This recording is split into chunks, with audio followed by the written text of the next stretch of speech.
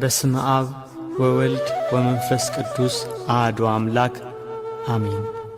ከመረጥኳቸው ጋር ቃል ኪዳኔን አደረግኩ። የማይሰለች ተጋዳይ የክብር ኮከብ የገዳም መብራት ስም አጠራሩ እርግናው የተመሰገነ ብፁዕ ቅዱስ ደግ አባት አቡነ ገብረ መንፈስ ቅዱስ ካህናት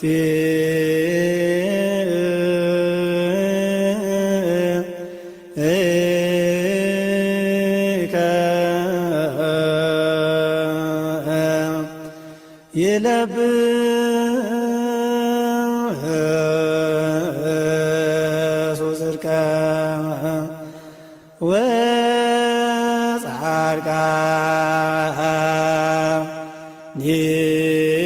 ወጻድቃኒከ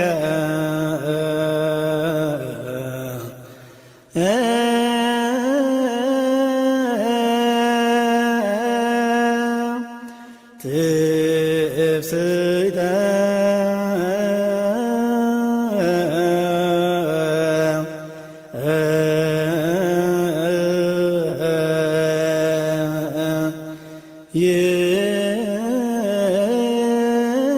ይትፌስም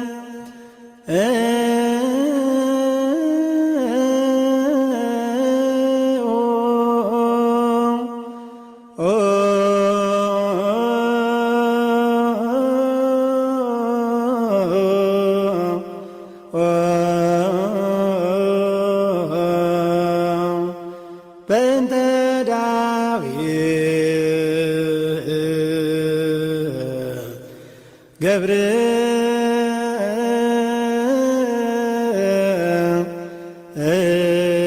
ገብርከ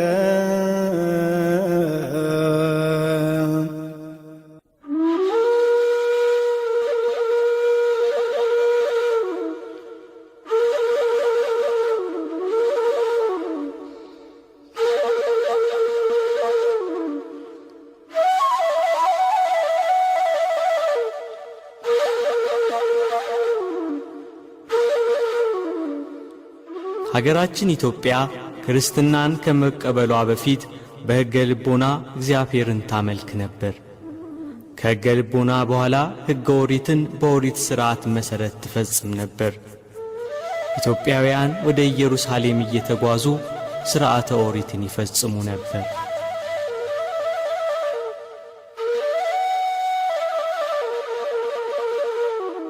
በ39 ዓመተ ምህረት በኦሪት እምነት መሠረት ለስግደት ወደ ኢየሩሳሌም የተጓዘው ኢትዮጵያዊው የንግሥት እንዳኬ ጃንደረባ ወይንም በጅሮንድ ኢየሩሳሌም ደርሶ ሲመለስ ጋዛ አካባቢ የጌታችን የኢየሱስ ክርስቶስ ሐዋርያ ፊልጶስ አስተምሮ አጠመቀው። ኢትዮጵያውያን በዚያ ጃንደረባ ምክንያት ከሕገ ኦሪት ወደ ሕገ ወንጌል መንገድን ጀመሩ። ወንጌል በቤተ መንግሥትና በአካባቢው ተደመጠ።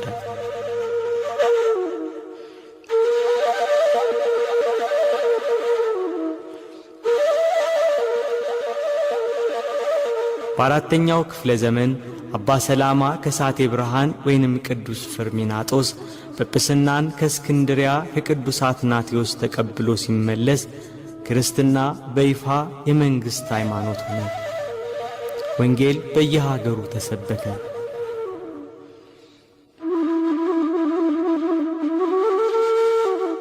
በኦሪት ሥርዓት በነቢያት የተተነበየውን ትንቢት የተመሰለውን ምሳሌ ሲናፍቁ የነበሩ ኢትዮጵያውያን በወንጌል የኢየሱስ ክርስቶስ መሰበክ እውን መሆኑን አምነው ከሕገ ኦሪት ወደ ሕገ ወንጌል ተሻገሩ። በኦሪት ጥላነት ሐዋርያትን መሠረት እያደረጉ ወንጌል ተሰበከ። ገዳማት ተገደሙ፣ አብያተ መቅደስ ታነጹ፣ ክርስትና ተሰበከ። በኢየሱስ ክርስቶስ ፍጹም ፍቅር ተጠምደው ዓለምን ንቀው እርሱን አብነት ያደረጉ ወደ በረሃ እየገቡ ከዚህ ዓለም ሀብትና ደስታ ይልቅ የሰማያዊውን ሀብትና ደስታ እየናፈቁ በምግባርና በሃይማኖት ይጸኑ ብዙ ቅዱሳን ተነሱ።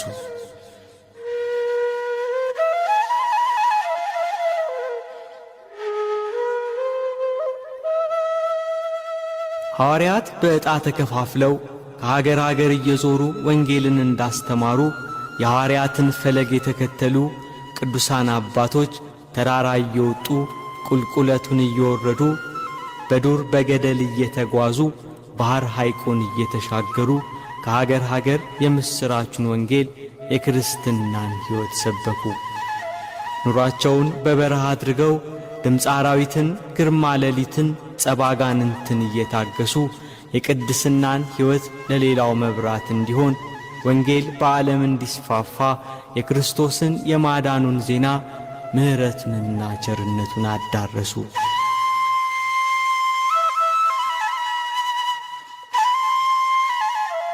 የቅዱሳን ሀገር የክርስትና መዲና ሀገረ እግዚአብሔር የሆነች ኢትዮጵያ ቅዱሳንን ከማክበር በተጨማሪ ቅዱሳን የሚወለዱባት፣ ጻድቃን የሚጠጉባት ሀገር ናት። ቅድስና ቅዱስ የሆነው እግዚአብሔርን ቅዱስ እንደሆነ በቅድስና ቅዱስ የሚኮንበት ሕይወት ነው። እኔ ቅዱስ እንደሆንኩ እናንተም ቅዱሳን ሁኑ እንዳለ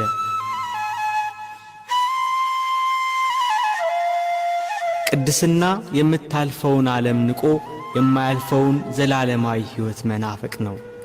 ቅድስና ራስን ለእግዚአብሔር ነጥሎ ማውጣት መለየት ነው።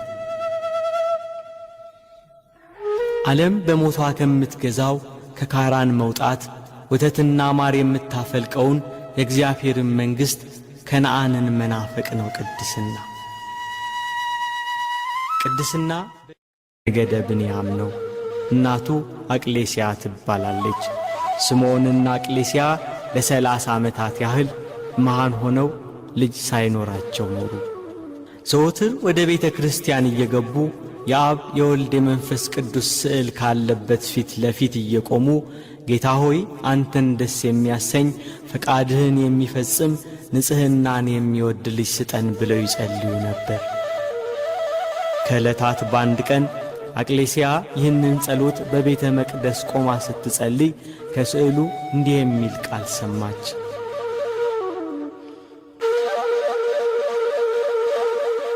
ሥልጣኑ ከሰማይ ከፍታ ከፍ የሚል ንጽሕናው ከሚካኤልና ከገብርኤል የሚተካከል ክህነቱ እንደ መልከ ጼዴቅ አኗኗሩ እንደ መጥምቁ ዮሐንስ ሕይወቱ እንደ ነቢዩ ኤልያስ የሆነ ልጅ እንቺ ተቀበይ አላት። ከስዕሉ ላይ የወጣው ድምፅ የኤሳውና የያዕቆብ እናት ርብቃ በማኅፀኗ ስለ ነበረው ጽንስ እግዚአብሔርን ልትጠይቅ እንደሄደች አቅሌስያም እንደ ርብቃ ስለ ልጅ ማግኘት የእግዚአብሔርን ቃል ልትጠይቅ ብትሄድ እግዚአብሔር ክብሩ ከፍ ያለ ልጅ እንቺ ብሎ ሰጣት። መጋቢት 29 ቀን አቅሌስያ ጸነሰች። ታኅሳስ 29 ቀን በ8ኛው መቶ ክፍለ ዘመን ደም ግባቱ ያማረ ወንድ ልጅ ወለደች። መልአኩ ቅዱስ ገብርኤል በሰው አምሳል መጥቶ የዚህ ልጅሽ ስሙ ገብረ መንፈስ ቅዱስ ይባላል አላት። የመንፈስ ቅዱስ ድንቅ ሥራ ነውና።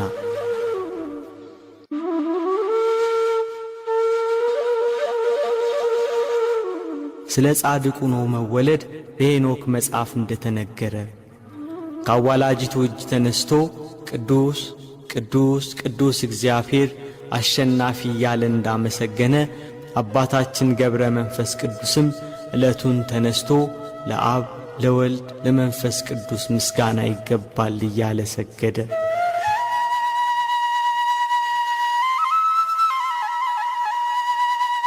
የእግዚአብሔር ቃል ወደ እኔ እንዲህ ሲል መጣ።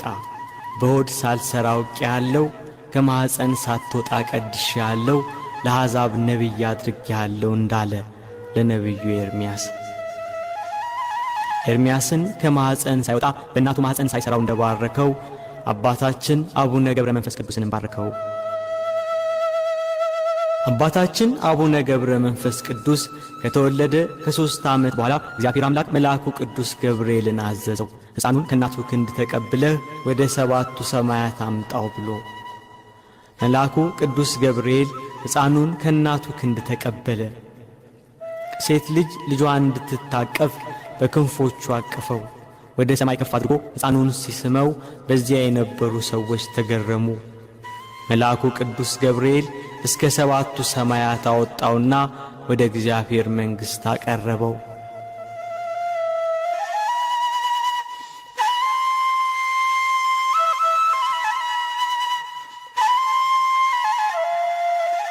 እግዚአብሔር ሕፃኑን ገብረ መንፈስ ቅዱስን ባረከው። ወደ እናቴ ወደ ማርያም ውሰደውና እርሷም ትባርከው አለው። ዳግመኛ አዳም፣ ሴትና ሄኖስ፣ ያሬድና ማቱሳላ፣ ላሜህና ኖህ ወዳሉበት ውሰደው፣ እነርሱም ይባርኩት። አብርሃምና ይስሐቅ፣ ያዕቆብም ወዳሉበት፣ ነቢያት፣ ሐዋርያት ወዳሉበት ውሰደውና ይባርኩት። ሰማዕታትና ደናግላን፣ ሄሮድስ ያስፈጃቸው ሕፃናት ወዳሉበት ውሰደውና ይባርኩት አለው።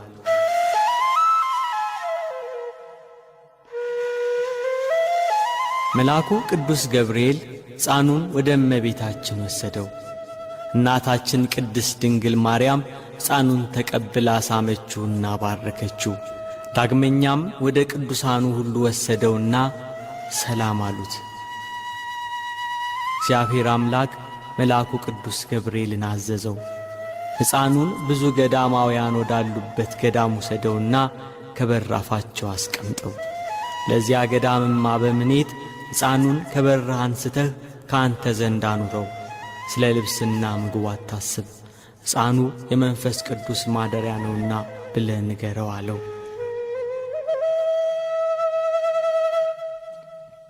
ከዚያ በኋላ መልአኩ ቅዱስ ገብርኤል አባ ዘመደ ብርሃን ወዳለበት ገዳም አወረደው፣ ከመግቢያው በር ላይ አስቀመጠው። ለአባ ዘመደ ብርሃንም እግዚአብሔር ያዘዘውን መልእክት ተናገረ። አባ ዘመደ ብርሃን የመልአኩን ቃል ሰምቶ በሩን ቢከፍት ፊቱን እንደ ፀሐይ የሚያበራ ደም ግባቱ የሚያምር ሕፃን ልጅ ከበራፉ ተቀምጦ አገኘ። እጅግ ደስ ብሎት ለእግዚአብሔር ሰገደና ሕፃኑን አንስቶ ታቅፎ ሳመው፣ ወደ ቤቱም አስገባው።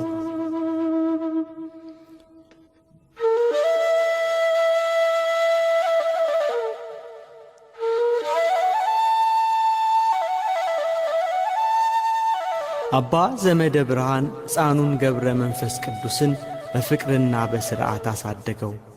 መዝሙረ ዳዊትንና የቤተ ክርስቲያንን መጻሕፍት አስተማረው። ለማዕረገ ዲቁና ሲደርስ ስሙ አብርሃም ወደሚባል ጳጳስ ወሰደው። ጳጳሱ አብርሃም ባረከውና ማዕረገ ዲቁና ሾመው። እንደ ቀዳሜ ሰማዕት ቅዱስ እስጢፋኖስ አባታችን ገብረ መንፈስ ቅዱስ ጸጋና ሞገስ የተሞላ ሆነ።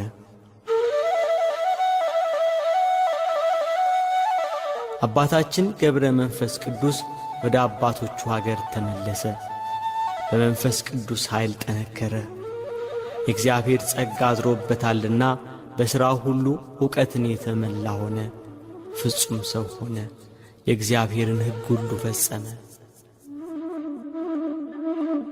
አባ ዘመደ ብርሃን እንደ መነኮሳት አባት እንደንጦስ አስኬማን ሰጠው። ወገቡን በሰቅናና በቅናት ታጠቀ። ያንደበቱን ቅልጥፍና የነገሩን ማማር የተመለከተ አባ ዘመደ ብርሃን ስውር ጸጋ እንዳደረበት አስተዋለ።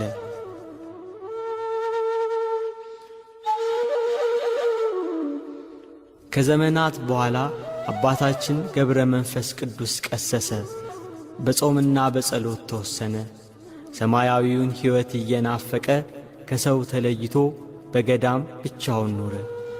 ምድራዊውን ሀብት ንቋልና እንደ ሐዋርያት የታምራትና የፈውስ ሀብት ተሰጠው።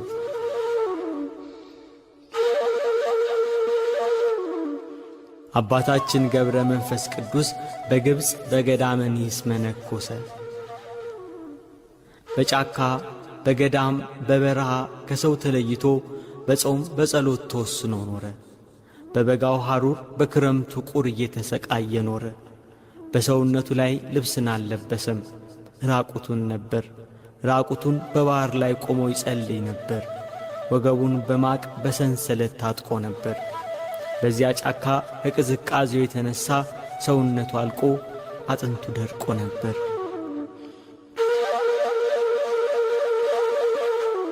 ሰውነቱን በእግዚአብሔር ፊት ራቁትሽን ትቆሚያለሽ፣ እወቂ፣ ጽኚ፣ በርቺ፣ ጨክኝ እያለ ይገሥጻት ነበር። በጾም በጸሎትና በስግደት በብዙ ትጋት ቀንም ሌሊትም ጽሙድ ሆኖ ያለ ረፍት ብዙ ጸሎትን ይጸልይ፣ ስግደትንም ያበዛ ነበር።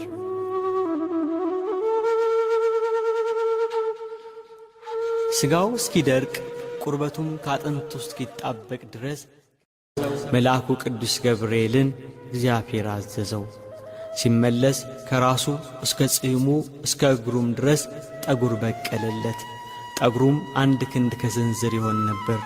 ልብስ አልፈለገም። እግዚአብሔር በመላ አካሉ ጠጉር አበቀለለት። እንደ በግ ጠጉር ያለ ሥጋውን የሚሸፍን ጽሙ የሚያምር እንደ ቁራ ጥቁር የሆነ እንደ ነጭ ሐር የተፈተለ ግርማው እንደሚያስፈራ አንበሳ ነበር። ቁመቱ እንደ ዘንባባ ነው። መዓዛው እንደ ከበረ በስቂጥስ እንደሚባል ሽቶ ያማረ ሲሆን መዓዛው ጫካውን ይሞላ ነበር። በጽሕሙ የተከበበ ፊቱም እንደ እግዚአብሔር መልአክ ነበር።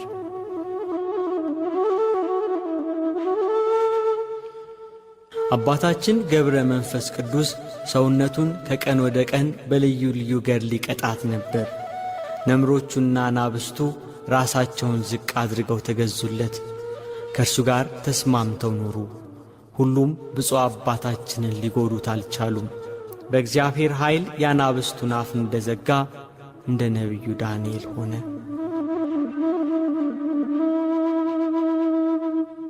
አራዊቱ ወዳሉበት ይዞራል። በእሱ ላይ ክፉ ሊያደርጉበት ቢፈልጉም የእግዚአብሔር ሥልጣን ግን ይከለክላቸው ነበር። አራዊቱ ከእግሩ በታች ይተኙ ነበር። አባታችን አቡነ ገብረ መንፈስ ቅዱስ በሚሄድበትም ጊዜ ይለማመጡታል።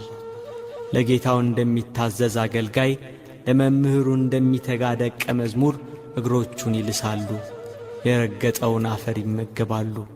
ለጸሎት ሲቆም አራዊቱም አብረው ይቆማሉ። ሲመጣ ሲያዩት ሮጠው ሄደው ተንበርክከው ይቀበሉታል። አባታችን ገብረ መንፈስ ቅዱስ እናቱም አባቱም የሥጋ ዘመዶቹም አላወቁትም። በመዓልትና በሌሊት ያለ ረፍት ለእግዚአብሔር ምስጋናን ያቀርባል።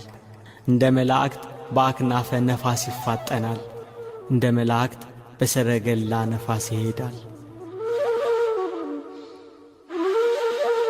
አባታችን ገብረ መንፈስ ቅዱስ በንጽሕናና በቅድስና ያለማቋረጥ በማመስገኑ እግዚአብሔር ከፍ አደረገውና ኑሮውን ከመላእክት ጋር አደረገለት።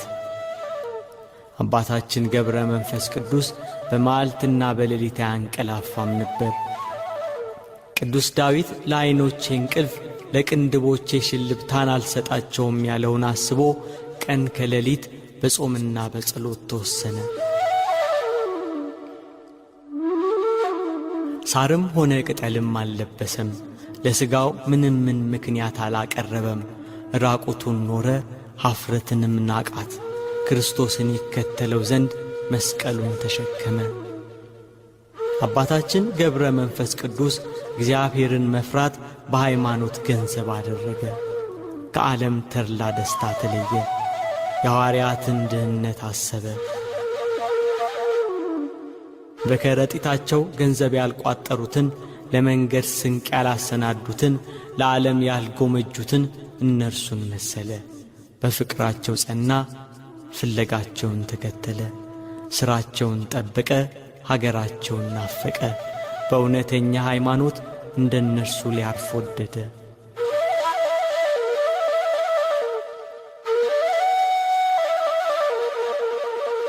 አባታችን ገብረ መንፈስ ቅዱስ ብዙ ውርጭ ብዙ አመዳይ በሚገኝበት ደሴት ረግረግ በሆነ ጥልቅ ጉድጓድ ኖረ። በዚያም ዘወትር ወደ እግዚአብሔር ይጸልይ ነበር፣ እንዲህ እያለ አቤቱ ለምንሃለው፣ ተስፋ ካደረግኩት ነገር አታሳፍረኝ። ከማኅፀን ጀምሮ በአንተ ተጣልኩ። ከእናቴ ማኅፀን አንተ አምላኬ ነህ። በማኅፀንም አንተ ጠበቅከኝ። ስም አጠራሪ አንተ ነህ። መላእክተኛህን ላክ፣ ከእናት ከአባቴም ቤት አወጣኸኝ። በጫካ በበረሃ በገዳም አኖርከኝ። አቤቱ የሚገለጥ ምሕረትህን ፈጥነህ አድርግልኝ።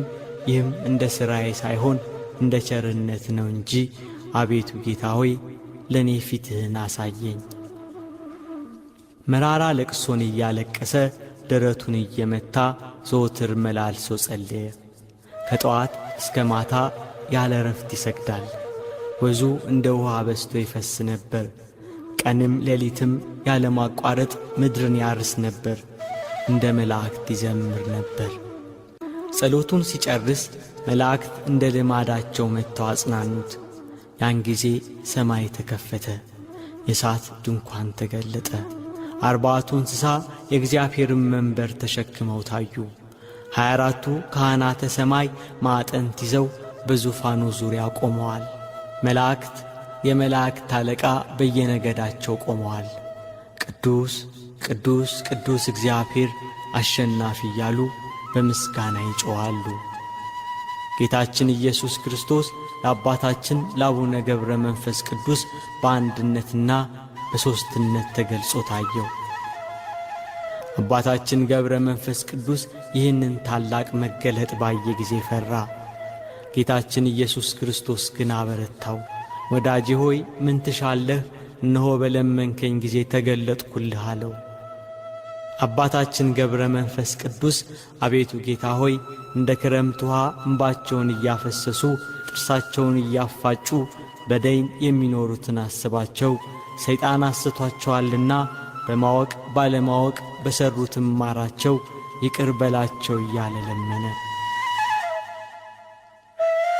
ጌታችን ኢየሱስ ክርስቶስ ወዳጄ ሆይ ስምህን የጠሩትን መታሰቢያህን ያደረጉትን ኃጣንን ምሬልሃለሁ፣ ተነስተህ ኢትዮጵያ ወደምትባል ሀገር ሂድ፣ በዚያም ከደይን የምታወጣቸው ነፍሳት አሉ ብሎ ቃል ኪዳን ገባለት። አባታችን ገብረ መንፈስ ቅዱስ በነፋስ ሰረገላ ሆኖ መልአኩ ቅዱስ ገብርኤል እየመራው ወደ ኢትዮጵያ መጣ። እጆቿን ወደ እግዚአብሔር ትዘረጋለች ተብሎ ትንቢት ወደ ተነገረላት ወደ ቅድስት አገር ወደ ኢትዮጵያ መጣ።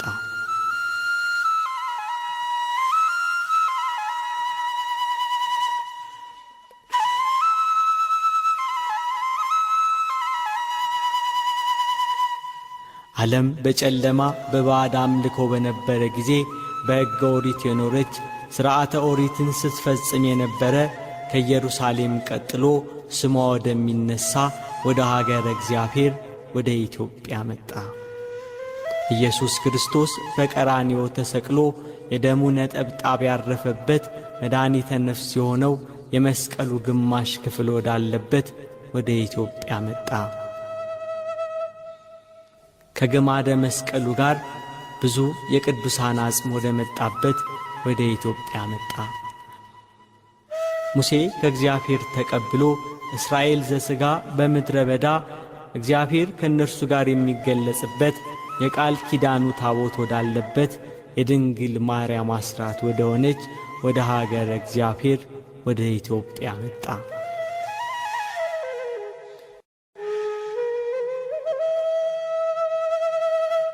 በግብፅ በኩል አድርጎ አክሱም ጽዮን ደረሰ። አክሱም የቅዱሳን ነገሥታት አገር፣ የቃል ኪዳኑ ማረፊያ ምድር።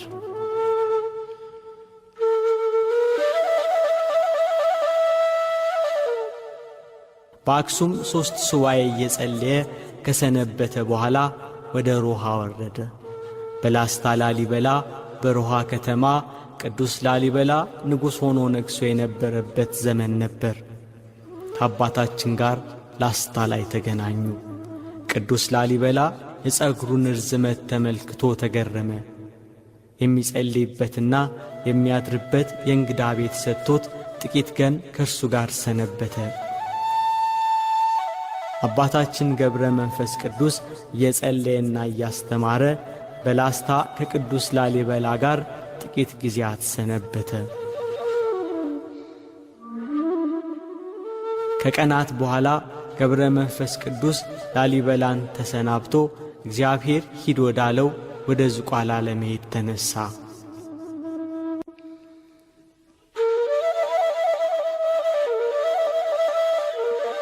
ንጉሡ ላሊበላ አባታችንን አስፈቅዶ አብሮት ወደ ዝቋላ ተጓዘ። ዝቋላ ሊደርሱ ጥቂት ቀራቸው። ናዝሬት አጠገብ አሁን ቆፍቱ ላሊበላ ከሚባለው ቦታ ደረሱ። በዚያ አደሩ። ሌሊት በዚያ ቦታ ላይ ወደፊት ቤተ ክርስቲያን እንደሚሠራ በራእይ ለአባታችን ታየው። ሲነጋ ምዕራፈ ቅዱሳን በኩረ ገዳማት ወደ ሆነችው ዝቋላ አምባ ወጡ። የዝቋላ ተራራ እጅግ አስቸጋሪ ቢሆንም ከተራራው አናት ላይ የሚታየው ለምለም ሜዳ፣ ጥቅጥቅ ያለው ደን መንፈስን ያበረታል። ዝቋላ ከደረሱ በኋላ አምባው የመናንያን መኖሪያ እንዲሆን ዳሩ እሳት መካከሉ ገነት ይሁን፣ የበረረ ወፍ የሰገረ ቆቃ ይታደንበት፣ ወንጀለኛ ተማጽኖ የሚድንበት ይሁን ብሎ ገዳሙን ገድሞላቸው ሊለያቸው ተነሣ። ንጉሡ ቅዱስ ላሊበላ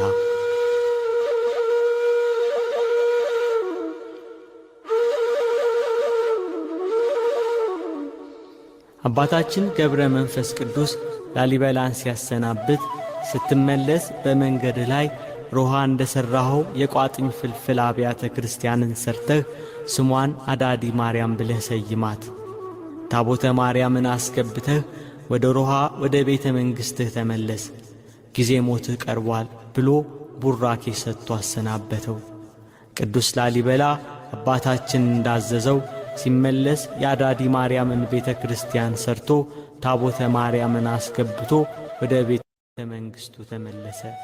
ብዙም ሳይቆይ ንጉሥ ቅዱስ ላሊበላ አረፈና በቤተ ጎለጎታ ተቀበረ።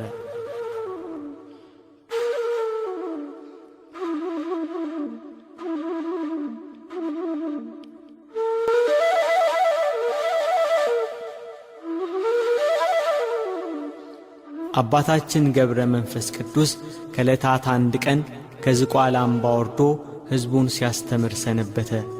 ወደ በዓቱ ለመመለስ የዝቋላን ተራራ ሊወጣ ወንበር ማርያም ደረሰ።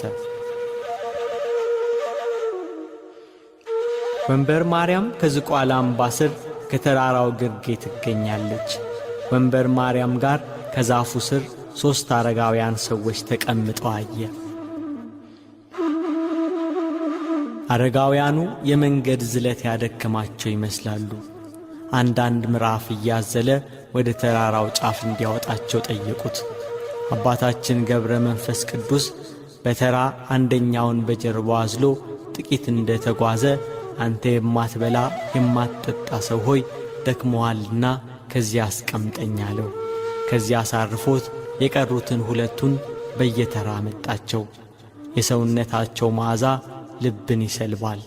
የመልካቸው ደም ግባት ተመሳሳይነት አይገኝለትም ነበር። በዚህ የተገረመ አባታችን ከወዴት መጣችሁ ብሎ ጠየቃቸው። ደም ግባታቸው የመዓዛቸው ሽታ አካባቢውን አውዶታልና። በሦስትነትና በአንድነት ታዩት። አሁን ሥላሴ እንደተገለጹለት ገባው። ለአባቶች አባት ለአብርሃም በመምሪያ አድባር ዛፍ ስር 1ም 3ም ሆነው እንደተገለጹት ለአባታችን በዝቋላ ተራራ ላይ በአንድነትና በሦስትነት ሥላሴ ታዩት። ወደ ሰማይ አወጡት፣ 7ቱ ሰማያት አደረሱት።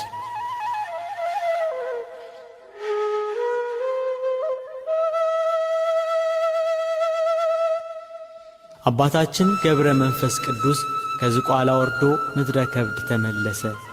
በየሀገራቱ እየተዘዋወረ ለሕዝቡ ወንጌልን እያስተማረ ስለ ኢትዮጵያ ሰዎች እየጸለየ ከሀገር ሀገር ተመላለሰ።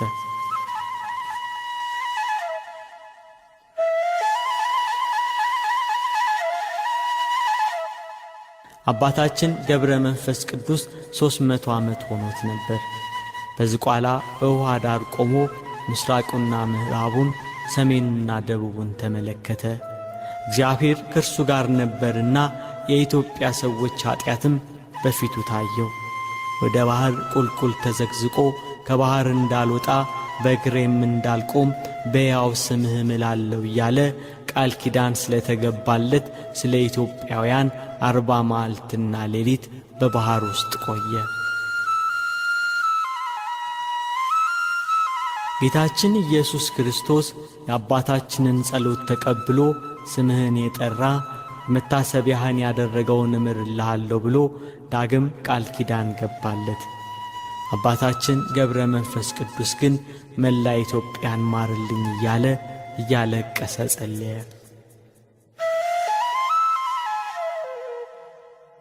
በዚያ ባህር ውስጥ 100 ዓመት ኖረ። ሥጋው አለቀ፣ ደሙም በባህር ውስጥ ፈሰሰ፣ ውሃውም ደም መሰለ። አጥንቶቹ እንደ በረዶ ሆነው ታዩ። አጋንንት በየቀኑ እየመጡ በፍላጻዎቻቸው ይወጉት ነበር። የአባታችንን ጽናት ያየ አምላካችን እግዚአብሔር ወደ ዝቋላ መጥቶ ከባሕሩ ዳር ቆመ። ገብረ መንፈስ ቅዱስ ብሎ ተጣራ። ና ከባሕሩ ውጣ፣ ኢትዮጵያን ምሬልሃለሁ አለው።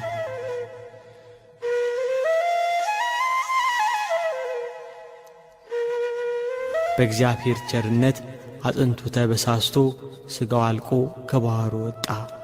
ኢየሱስ ክርስቶስ ሁለንተናውን ዳሰሰውና እንደ ቀድሞ ደህና ሆነ። ከዚያ ወደ ምድረ ከብድ ላከው።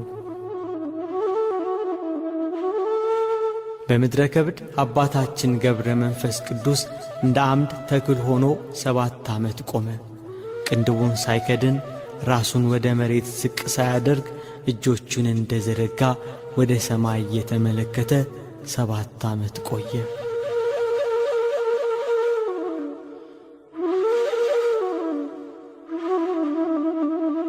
ሰይጣን የአባታችንን ጽናት ሲመለከት በቅናት ተነስቶ በቁራ ተመስሎ ዐይኖቹን አነቈረና ሳወረው። እርሱ ግን ምንም ሳያጓድል እስከ 2 ሳምንት ድረስ በትጋት ወደ ሰማይ እንዳቀና ሲጸልይ ቆየ። እመቤታችን ቅድስት ድንግል ማርያም ሐምሌ 5 ቀን የብርሃን ዓይን አምጥታ ተከለችለት።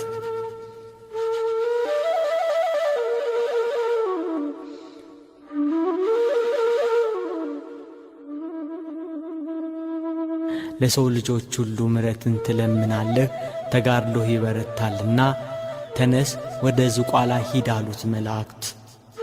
አባታችን ገብረ መንፈስ ቅዱስ ወደ ዝቋላ ተመለሰ።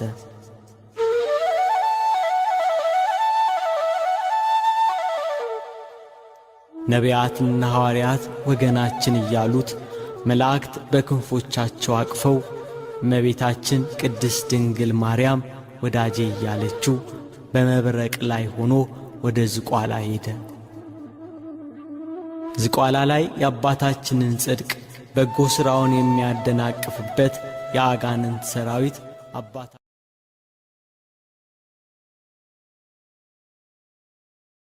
ተተከለ። ያዕቆብ በሎዛ ያያት መሰላል በምድረ ከብድም ተተከለች። የአባቶች አባት ያዕቆብ ከአባቶች ጋር እንደገና ትደሰት ዘንድና የአባቶች አባት አብርሃም፣ ይስሐቅ፣ ነቢያት፣ ሐዋርያት፣ ቅዱሳኑ ሁሉ ኑ።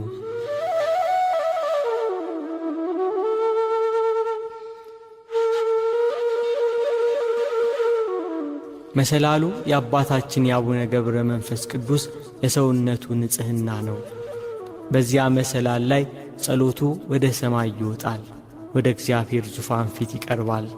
ዳግመኛ በዚያ መሰላል ለጸሎቱ መልስ ይወርዳል። መላእክት ጸሎቱን ያሳርጋሉ።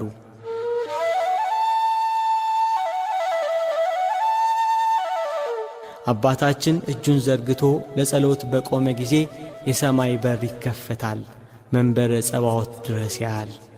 ርዕሰ አበው ነውና አባታችን ገብረ መንፈስ ቅዱስ በተራራና በዋሻ የሚገኙትን መነኮሳትን እየሄደ ይጎበኛቸዋል። አመጣጡ እንደ ነፋስ፣ አካሄዱም እንደ መላእክት ነው።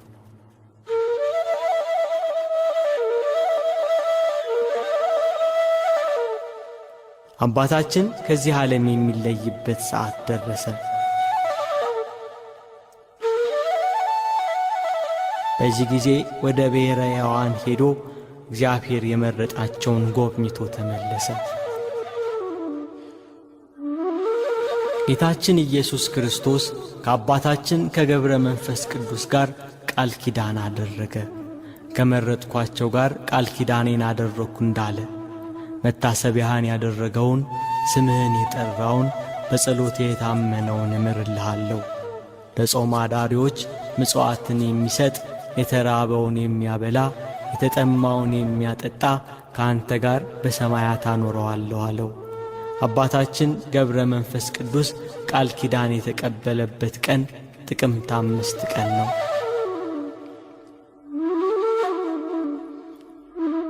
አባታችን ገብረ መንፈስ ቅዱስ ከዚህ ከሚያልፈው ዓለም ወደማያልፈው ዓለም የሚለይበት ቀን በደረሰ ጊዜ በ1415 ዓመተ ምህረት መጋቢት 3 ቀን አርብ ታመመ። ለሞት የሚያበቃ ጽኑ ሕመም አገኘው። በቀዳሚ ሰንበት እያላበው በሕመም እንደተያዘ በጻማ በድካም እንደ ልማድም ለፍጥረት ሁሉ ወደ አምላኩ እየማለደ እየጸለየ ዋለ። ቅዳሜ ሲመሻሽ ሰውነቱ ደከመ፣ መናገር ተሳነው። ከታመመበት ቀን ጀምሮ እስከሚሞትበት ቀን ድረስ በትዕምርተ መስቀል አምሳል ማማተቡን አላቋረጠም። የሕመሙን ወሬ ሰምተው በረከት ለመቀበል የተሰበሰቡ አባቶች በላዩ ያረፈውን የእግዚአብሔርን ጸጋ፣ ከፊቱ የሚወጣውን ብርሃን፣ ቀይ መልኩን፣ ረጅም የራስ ጠጉሩን፣ እንደ ነጭ ሐር የሚሆኑ ጺሙን አይተው ተደነቁ። ቅዳሜ ለእሑድ አጥቢያ መጋቢት 5 ሌሊት 7 ሰዓት ሲሆን ከሰማይ የነጎድጓድ ድምፅ ተሰማ። ጌታችን መድኃኒታችን ኢየሱስ ክርስቶስ ወደ አባታችን መጣ። በጌታ መውረድ ምድር ራደች፣ ተራሮች ኮረብቶች ተናወጡ፣ ብርቱ ጩኸት ሆነ። ከዚህ በኋላ ጌታችን ኢየሱስ ክርስቶስ ወዳጄ ሰላም ላንተ ይሁን እያለ ፊት ለፊት አናገረው። የተጋድሎውን ዋጋ ዓለምን ጥሎ የመነነበትን ገንዘብን ሁሉ ጥሎ የተከተለ የሚያገኘውን ዋጋ ሰጠው። የማያልፍ የማይቋረጥ ቃል ኪዳን አደረገ። የጻድቃን መታሰቢያ ለዘላለም ይኖራል ተብሏልና ለዘላለም ስሙን እየጠሩ ምልጃውን የሚጠባበቁ የአባታችንን ጸሎት በእምነት የተቀበሉ ሁሉ ቃል ኪዳኑ እንዲደርሳቸው በምድር ከመረጠው ምድራዊ መልአክ ርዕሰ አበው ከሆነ ከአባታችን ጋር ቃል ኪዳንን አደረገ። ጌታችን ኢየሱስ ክርስቶስ ከአባታችን ጋር ቃል ኪዳን ሲገባ የአባታችን የእጅና የእግሩ ጣቶች እንደ ፋና በሩ፣ ከጠጉሩም ወተት ይፈስ ነበር፣ ከአፉም በረድ የሚመስል ነጭ ንብ ይወጣ ነበር። ወደ ሰማይ ይወጣል፣ እንደገናም ይወርዳል፣ ወደ አፉም ይመለሳል። ከአባታችን ከእጅና ከእግሩ የሚወጣው ከጠጉሩም የሚፈሰው ወተት የመላእክት ምሳሌ የሆነው ቅድስናው ነው። ከአፉ የሚወጣው ነጭ ንብ ቂም በቀል የሌለው ጸሎቱ ነው። የአባታችን ነፍሱ ከሥጋው ተለየች። ጌታችንም ተቀብሎ ሳማት፣ ደስታን ሞላት።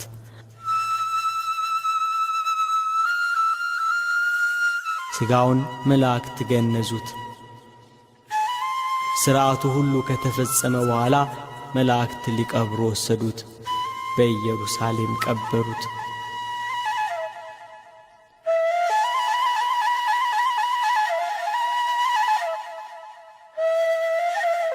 በአባታችን የሥጋ ረፍት ቅዱሳን አባቶች ሁሉ አዘኑ።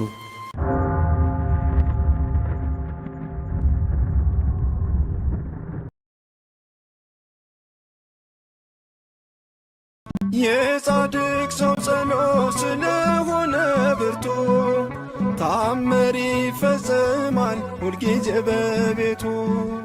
በዓለሙ ናችሁ የምትሰቃዩ ከደጁ ደርሳችሁ ቃል ኪዳኑን እዩ። ኑና ወደ ደጁ ቃል ኪዳኑን እዩ። ገብረ መንፈስ ቅዱስ ጻድቁ ሐዋርያ የጽድቅ ፍሬ አፍርቷል በኢትዮጵያ። የጽድቅ ፍሬ አፍርቷል በኢትዮጵያ። በስመ አብ ወወልድ ወመንፈስ ቅዱስ አሃዱ አምላክ አሜን። በክርስቶስ ክርስቲያን በወልድ ውሉድ በመንፈስ ቅዱስ መንፈሳውያን የተባላችሁ የክርስቶስ ቤተሰቦች የእናታችን የቅድስት ድንግል ማርያም የአስራት በኩራት ልጆች ሁላችሁም በያላችሁበት በወደደን ባፈቀረን በጌታችን በመድኃኒታችን በኢየሱስ ክርስቶስ ፍጹም ሰላምታ ሰላም ልላችሁ እወዳለሁ። ከእድሜያችን ይህንን ቀን ሰዓት ደቂቃ ባርኮ ቀድሶ እግዚአብሔር ለዚህ ለተቀደሰ ቀን አድርሶናልና ለቅድስት ሥላሴ ክብር ምስጋና ይግባው። አትለይምና እናቱ እናታችን ወላዲተ አምላክ እመብዙኃን ለስም አጠራሯ ክብር ምስጋና ይድረሳት። እንኳን ለቅዱስ ጴጥሮስ ለጻድቁ አባታችን አቡነ ገብረ መንፈስ ቅዱስ ወርሃዊ ክብረ በዓል በሰላም በጤና ደረሰን አደረሳችሁ። ተከታታዮች ቤተሰብ ሁላችሁንም በመግቢያው ላይ ፍጹም በሆነው በክርስቶስ ሰላምታ እንዳቀረብኩላችሁ ይሄንን ገድል ድርሳናት ስንክሳር የምትሰሙ በድጋሚ እንዳትረሱ ሁልጊዜም አንድ ብርጭቆ ውሃ በማዘጋጀት ይሄንን ገድል አምናችሁ ጸልያችሁ ሰምታችሁ በጽሞና ብትጠጡት ከያዛችሁ ደዌ ትፈወሳላችሁ።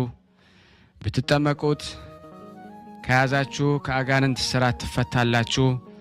እንደዚሁም በቤታችሁ የተለያየ መንፈስ ቢላክ ወይም ተልኮም ከሆነ ካለም የምትፈትሹበት የምታባረሩበት የምትጠበቁበት ስለሆነ ሁላችሁም ይህን እንድታደርጉ በቅዱሳኑ ስም ጠይቀብላችሁ እጅግ በጣም ደስ እያለኝና እየበረታው ሲሆን እናንተም ደግሞ በእውነት እንድታበረቱኝ ስለምፈልግ ለሁሉም ምእመናን ሼር በማድረግ ራሳችሁም ላይክ በማድረግ መልካም የሆነውን አስተያየታችሁን በመጻፍ እንደዚሁም ደግሞ ሰብስክራይብ በማድረግ እንድታግዙኝ በእውነት ሁላችሁንም እጠይቃለሁ።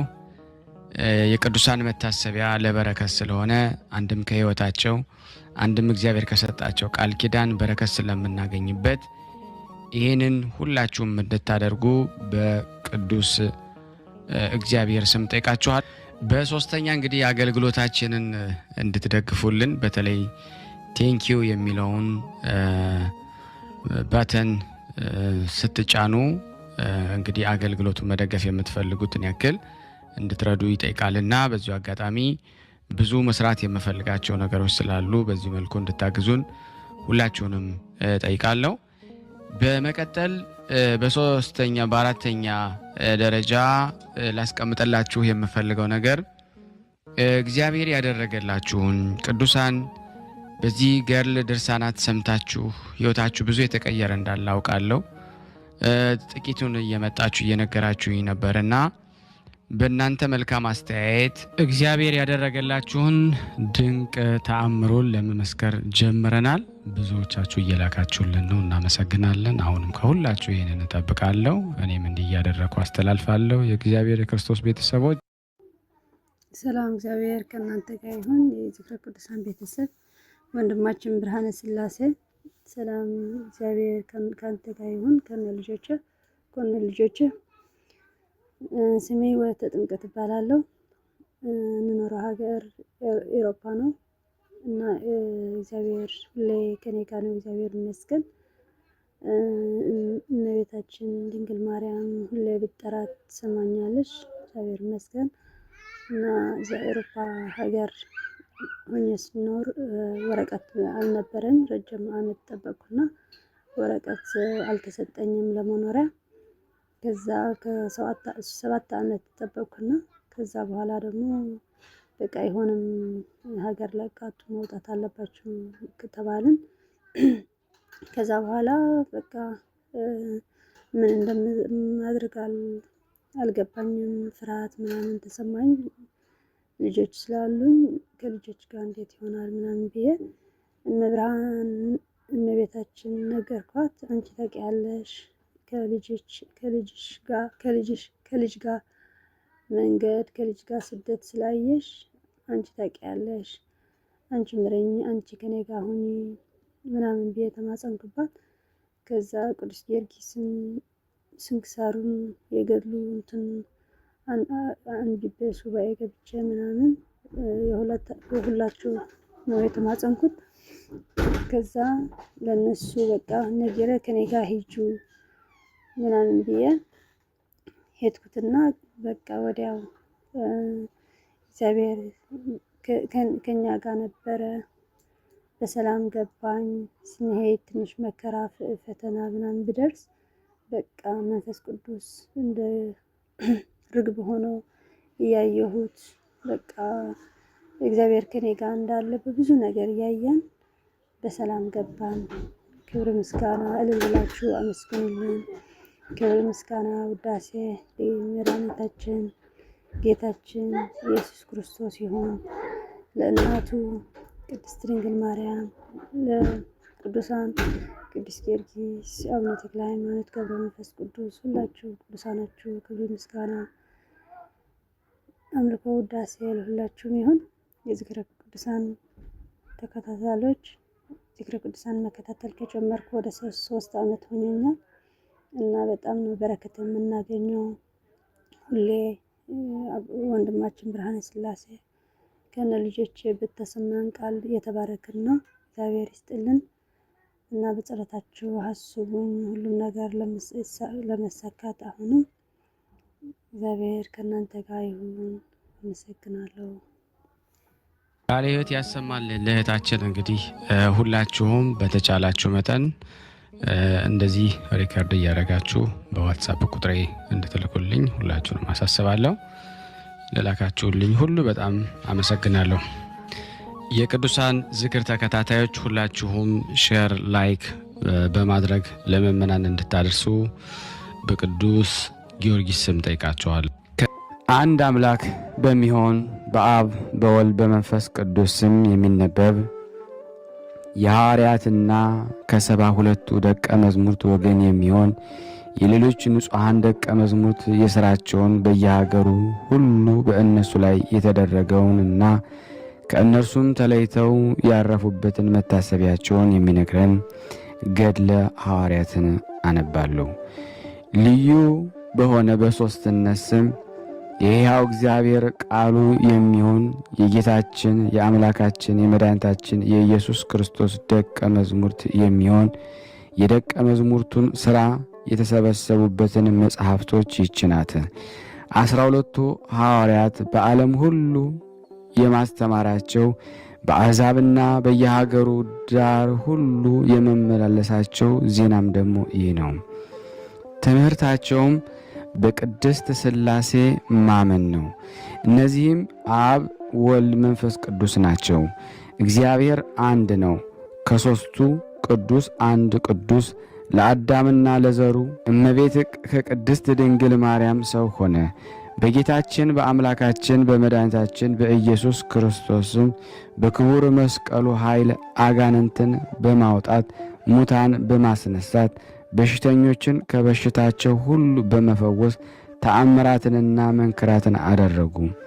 በመንፈስ ቅዱስ አጋዥነት ያደረጉት ተአምራትን ልቦናን ብሩህ ያደርጋል። ለኃያላን ነገሥታትም ምላሽ ይሰጡ ነበረ። አሕዛብንም ይታገሱ ነበረ። ብዙ መከራም ደረሰባቸው። ቀዳማዊ ወደሚሆን ወደ እግዚአብሔር ልጅም ወደ ጌታችን ኢየሱስ ክርስቶስ እስከሚመልሷቸው ድረስ አሕዛብን በጽኑ ታገሱ። ዕረፍታቸውን ምስክርነታቸው በየሀገሩና በጽኑዓን ነገሥታት እጅ ነበረ። በምን ጊዜና በምን ዘመን በመቼ ወር እንደሆነ ይናገራሉ። ጸሎታቸው በረከታቸው የእመቤታችን ማርያም የቅዱሳን ማኅበር ጸሎት ከኔ ከእናንተ ከሁላችን ከሕዝበ ክርስቲያን ላይ ጸንቶ ለዘላለሙ ይኑር አሜን።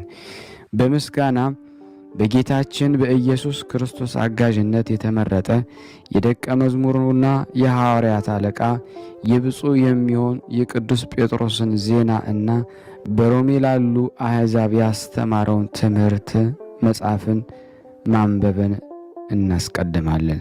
ጸሎት በረከቱ ከኔና ከእናንተ ከሁላችን ከሕዝበ ክርስቲያን ጋር በእውነት ጸንቶ ለዘላለሙ ይኖር አሜን። ቅዱስ ጴጥሮስ ያደረገው ገድል። ከዚህ በኋላ መምህሬ ጴጥሮስ በዚህ ማኅተም ላይ ንጽሕት የሆነች የብርሃን እናት ማኅተም ምስጢራትን ጨመረ። ዳግመኛም ጳውሎስ የአለቃዬን የመምህሬን የጴጥሮስንና ትእዛዝ የሚተላለፈውን ከሰማይ መላእክት ወገንም ቢሆን እኔ አወግዛለሁ አለ። ዳግመኛም የተመረጠ ጳውሎስ እኔም ወንድሞቼ ደቀ መዝሙርትም ሁሉ እንዲህ እንላለን። በዚህ መጽሐፍ በጽሑፍም ቢሆን በሃይማኖት የተጠራጠረ ሰው ቢኖር ይህ ከእግዚአብሔር አይደለም፣ ለተመረጠ ለጴጥሮስ አልሰጠውም የሚል በሰማይ በምድርም የተወገዘ የተረገመ ደግሞ ይሁን። ዳግመኛም ወንጌላዊ ሉቃስ እርሱ ቃል እንደሆነ ተናገረ ያለ ደቀ መዝሙርቱ ሁሉ እነርሱም ጢሞቴዎስና ቲቶ ናቸው። በማኅተማቸውም ላይም ደግሞ ማኅተምን ጨመሩ። የእነዚህ መጽሐፍ ቁጥርም መምህሬ ጴጥሮስ በቀለሚንጦስ የገለጠልኝ በውስጣቸው ምስጢራትን፣ ሕግን፣ ትእዛዛትን የያዙ 8 መጽሐፍት ናቸው። እነዚህ መጽሐፍት የተሰጡትም ለመምህሬ ጴጥሮስ ነው፣ ለእኔም ሰጠኝ። እኔም በእርሱ ትእዛዝ ጻፍኳቸው። ስለ ሕይወት ብዬ መጠራት በሮም ዕቃ ቤትም ደግሞ አስቀመጥኳቸው። በዕብራውያን ትምህርት ላይም ደግሞ እነሱ የገለጠልንን ጨመርኩት። ነገሥታት ደግሞ አስባስያኖስና ጥጥጦስ ደግሞ ሰበሰቡት። ዳግመኛ ጳውሎስ ለደቀ መዛሙርቱ ለብሩታኦስ ዮናስዮስ የገለጠላቸው ምስጢራት እነዚህ ናቸው። ዳግመኛም ጌታችን ኢየሱስ ክርስቶስ የብርሃንን እናት እመቤታችን የገለጠላት ወዳጄ ዮሐንስ የገለጠላቸው ምስጢራት እነዚህ ናቸው። ከ8ቱ መጽሐፍት የመጀመሪያው የብርሃን እናት የእመቤታችን የትውልዷና የዘመዶቿ ነገድ የተጻፈበት መጽሐፍ ነው። የምድር ነገሥታት እንክርዳዶች እነዚህ ያልተጠመቁት ናቸው። የነገሥታት ቁጥር፣ የዓለም ፍጻሜ ዜና፣ የሚመጣውን ዓለም ሁኔታ፣ የሰማያዊት ኢየሩሳሌም አምሳል የተጻፈበት ነው። የተመለከተ ጴጥሮስ ያየውን ስለ እርሷ የሰማውን እውነታውን በአንደበቱ ነገረኝ።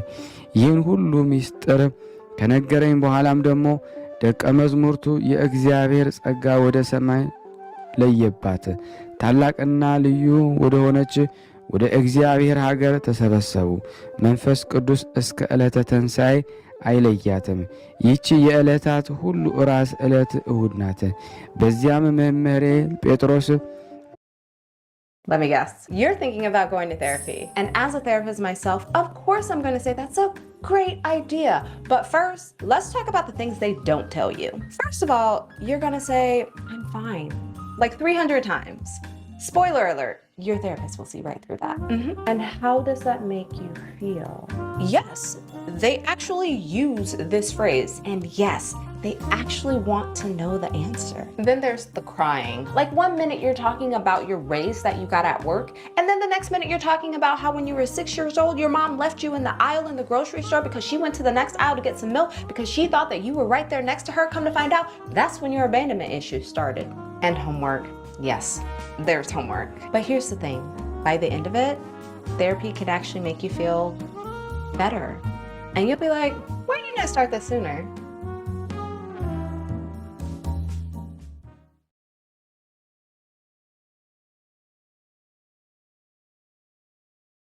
በመጽሐፍ ሃይማኖቱ አደራ ባለ ጊዜ ዮሐንስ ወንጌልን አስተማረ፣ በማኅተሙም ደግሞ አተመው። በሮሜ የሚኖሩ ደቀ መዛሙርቱም እርሱ እንዳደረገ ደግሞ አደረገላቸው። ከዚህ በኋላ ደግሞ ከደቀ መዛሙርቱ በውስጣቸው ሃይማኖታቸው የጻፈባቸውን መጽሐፍትን መጡ። መምህሬ ጴጥሮስ አነበባቸው። በቀናች ሃይማኖት አንድ የሆኑትን ደግሞ የቀኑትን ፍጹማን የሆኑ አገኘ። ፊደሎች ደግሞ አይጨምሩም አይቀንሱም፣ መንፈስ ቅዱስ በላያቸው ወርዷልና። ሁሉም በአንድነት በቀናች ሃይማኖት አደረጋቸው። የተለየ ሃይማኖትም አይደለም። የሃይማኖታቸው መጽሐፍትን የምስጢራትን መጽሐፍ ጻፈ። የመምህሬ የጴጥሮስን ማኅተም የማኅተሙም ደግሞ ራስ አደረጉት። ከዚህ በኋላም ደግሞ የብርሃን እናት የእመቤታችን ማኅተም የዚህ በኋላ የሐዋርያ የጴጥሮስና ማኅተም አደረጉ። እርሱ የመጽሐፍ ሁሉ ዓይን ነውና ቃሉ በእግዚአብሔር ዘንድ የታመነ የወዳጁ የዮሐንስ ማኅተም የብርሃን እናት በሆነች በድንግል እመቤታችን ላይ ነው። የማኅተሞቹ ሁሉ ፍጻሜው የኀጢአተኛው የእኔ የቀውስጦስ ማኅተም ነው። ለዚህ ከሚገቡ ከተሾሙ ንጹሐን ሊቃነ ጳጳሳት በስተቀርም ከእነዚህ ምስጢራት በሚጨምረው ሁሉ ግዘትን ደግሞ ጨመርኩ። እኔ ቀለሚንጦስ እንዲህ እላለሁ፣ ዓለም ይማር ዘንድ መምህሬ ጴጥሮስን እግዚአብሔር እንደፈጠረው አምናለሁ። ዳግመኛም አብ የልጁን ምስጢራትን እንደገለጠለት አምናለሁ። ከደቀ መዝሙርቱ ሁሉ ይልቅ ለእርሱ ብቻ እንዳስረዳውም አምናለሁ። በፍርድ ቀንም በሰው ሁሉ ላይ ደግሞ ፈራጅ ይሆን ዘንድ የመፍረድን ሥልጣን ደግሞ ከእግዚአብሔር ይሰጠዋል። ሃይማኖትን፣ ትእዛዝን የሚተላለፍ በክህነት ማማለጃ የሚቀበሉ ወዮላቸው። ኃጢአታቸው እንደ ጠንቋይ እንደ ሲሞን ይሆናል። መምህሬ ጴጥሮስ እንደተናገረው እኔ ቀውስጦስ የምስጢራቱን መጻሕፍት ያስቀመጥኩበትን ይህን ታቦት የኪዳን ታቦት አልሁት። ጌታዬ አምላኬ ኢየሱስ ክርስቶስ የደቀ መዛሙርቱን እግር ባጠበ ጊዜ በታጠበበት ልብስ መጻሕፍትን ሁሉ ጠቀለልኳቸው። ከመቃብሩ በነበረች መገነዝም ደግሞ ሸፈንኳቸው። እኔና ብዙ ደቀ መዛሙርት በዕለተ ስቅለት ጌታችን የለበሰውን ያልተሰራ ስፌትም ደግሞ የሌለበትን ጭፍሮቹም ዕጣ የተጣጣሉበትን ልብስ በዚህ አደረግን። አይሁድ ጌታችን ያቃደዷትን አክሊል ያለበሷትን ቀይ ግምጃ መራራ ሐሞትን የነበረበትን ጌታችን የተወጋበትን ጦር በእንጨት ላይ ደግሞ ያሰሩበትን ገመድ ራሱን የመቱበትን ዘንግና እነዚህን ሁሉ የምስጢራት መጻሕፍትን ባስቀመጠበት የኪዳን ታቦት ውስጥ ደግሞ አስቀመጥናቸው። እነዚህም ጌታችን ኢየሱስ ክርስቶስ እስከሚመጣበት ጊዜ ድረስ ይጠበቃሉ። ከእነዚህም በራሴ ፍቃድ ምንም አላደረኩም፣ በመምህሬ በጴጥሮስ ፍቃድ አደረኩት እንጂ። እርሱ እነዚህን የተከበሩ ነዋያት በቅድስት ሀገር በሮም አኖራቸው ዘንድ እግዚአብሔር እንዳዘዘኝ ደግሞ ነግሮኛልና ጠላት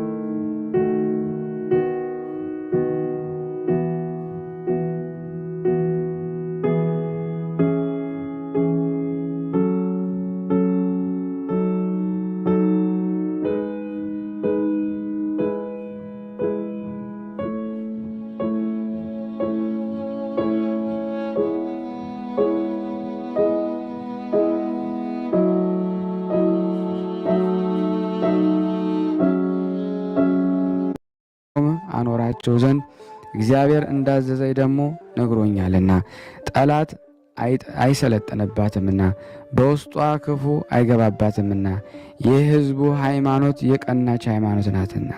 በዚች ደቀ መዛሙርት በተሰበሰቡ ጊዜ ክርስቲያን የሆነ ሁሉ ሃይማኖትን እንደ ሮም ሰዎች ሃይማኖት ይሁን፣ ከእግዚአብሔር የራቀ ይሆናልና ከእኔ ጋርም ደግሞ አንድነት የለውም። መምህሬ ጴጥሮስ ይህችን አገር ጌታችን የመላእክት ከተማ እንደሚያደርጋት አስረዳኝ። በእሷ ምስጋና ይከናወንባታልና ያልተጠመቀም ወደ እርሷ ደግሞ አይገቡም።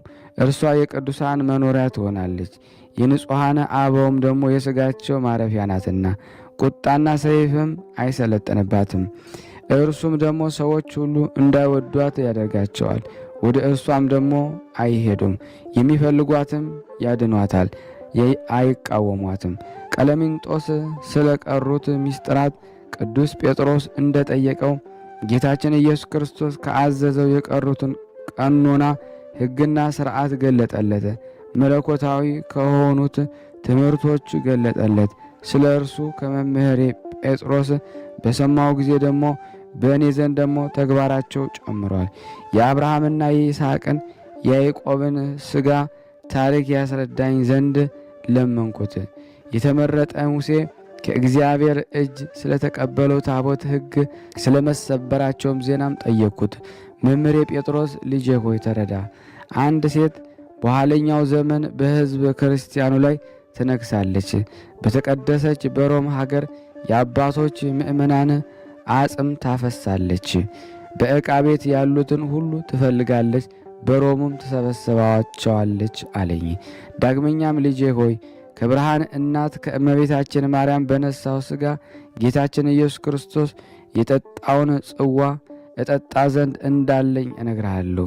ጌታዬ እንደ ተሰቀለም እሰቀላለሁ፣ እጆቼንና እግሮቼንም ይቸነክሩኛል።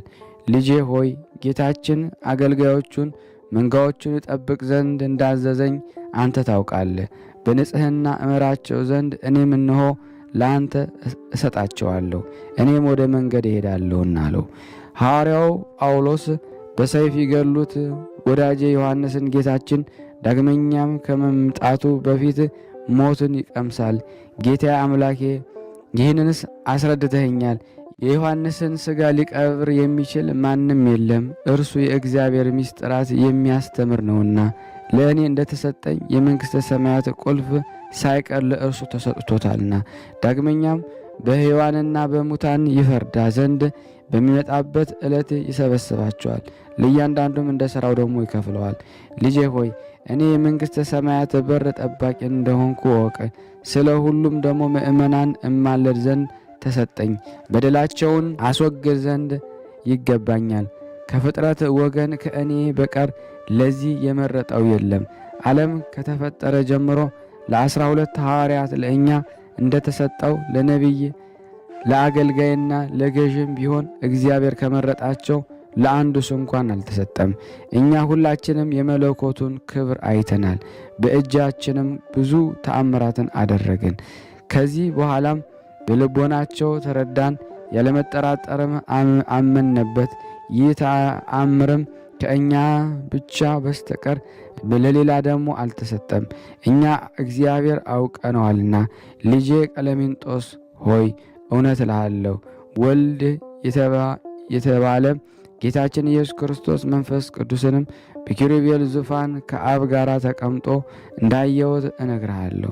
ከድንግል ማርያም ሰው የሆነ የሕያው እግዚአብሔር ልጅ ጌታ ኢየሱስ ክርስቶስ እንደሆነ እኔ እውነተኛ ምስክር ነኝ። እርሱም መለኮታዊ ክብርን በደብረ ታቦር ገለጠልኝ። በቀኙ በያዘኝ ጊዜም ይህንን አየሁት።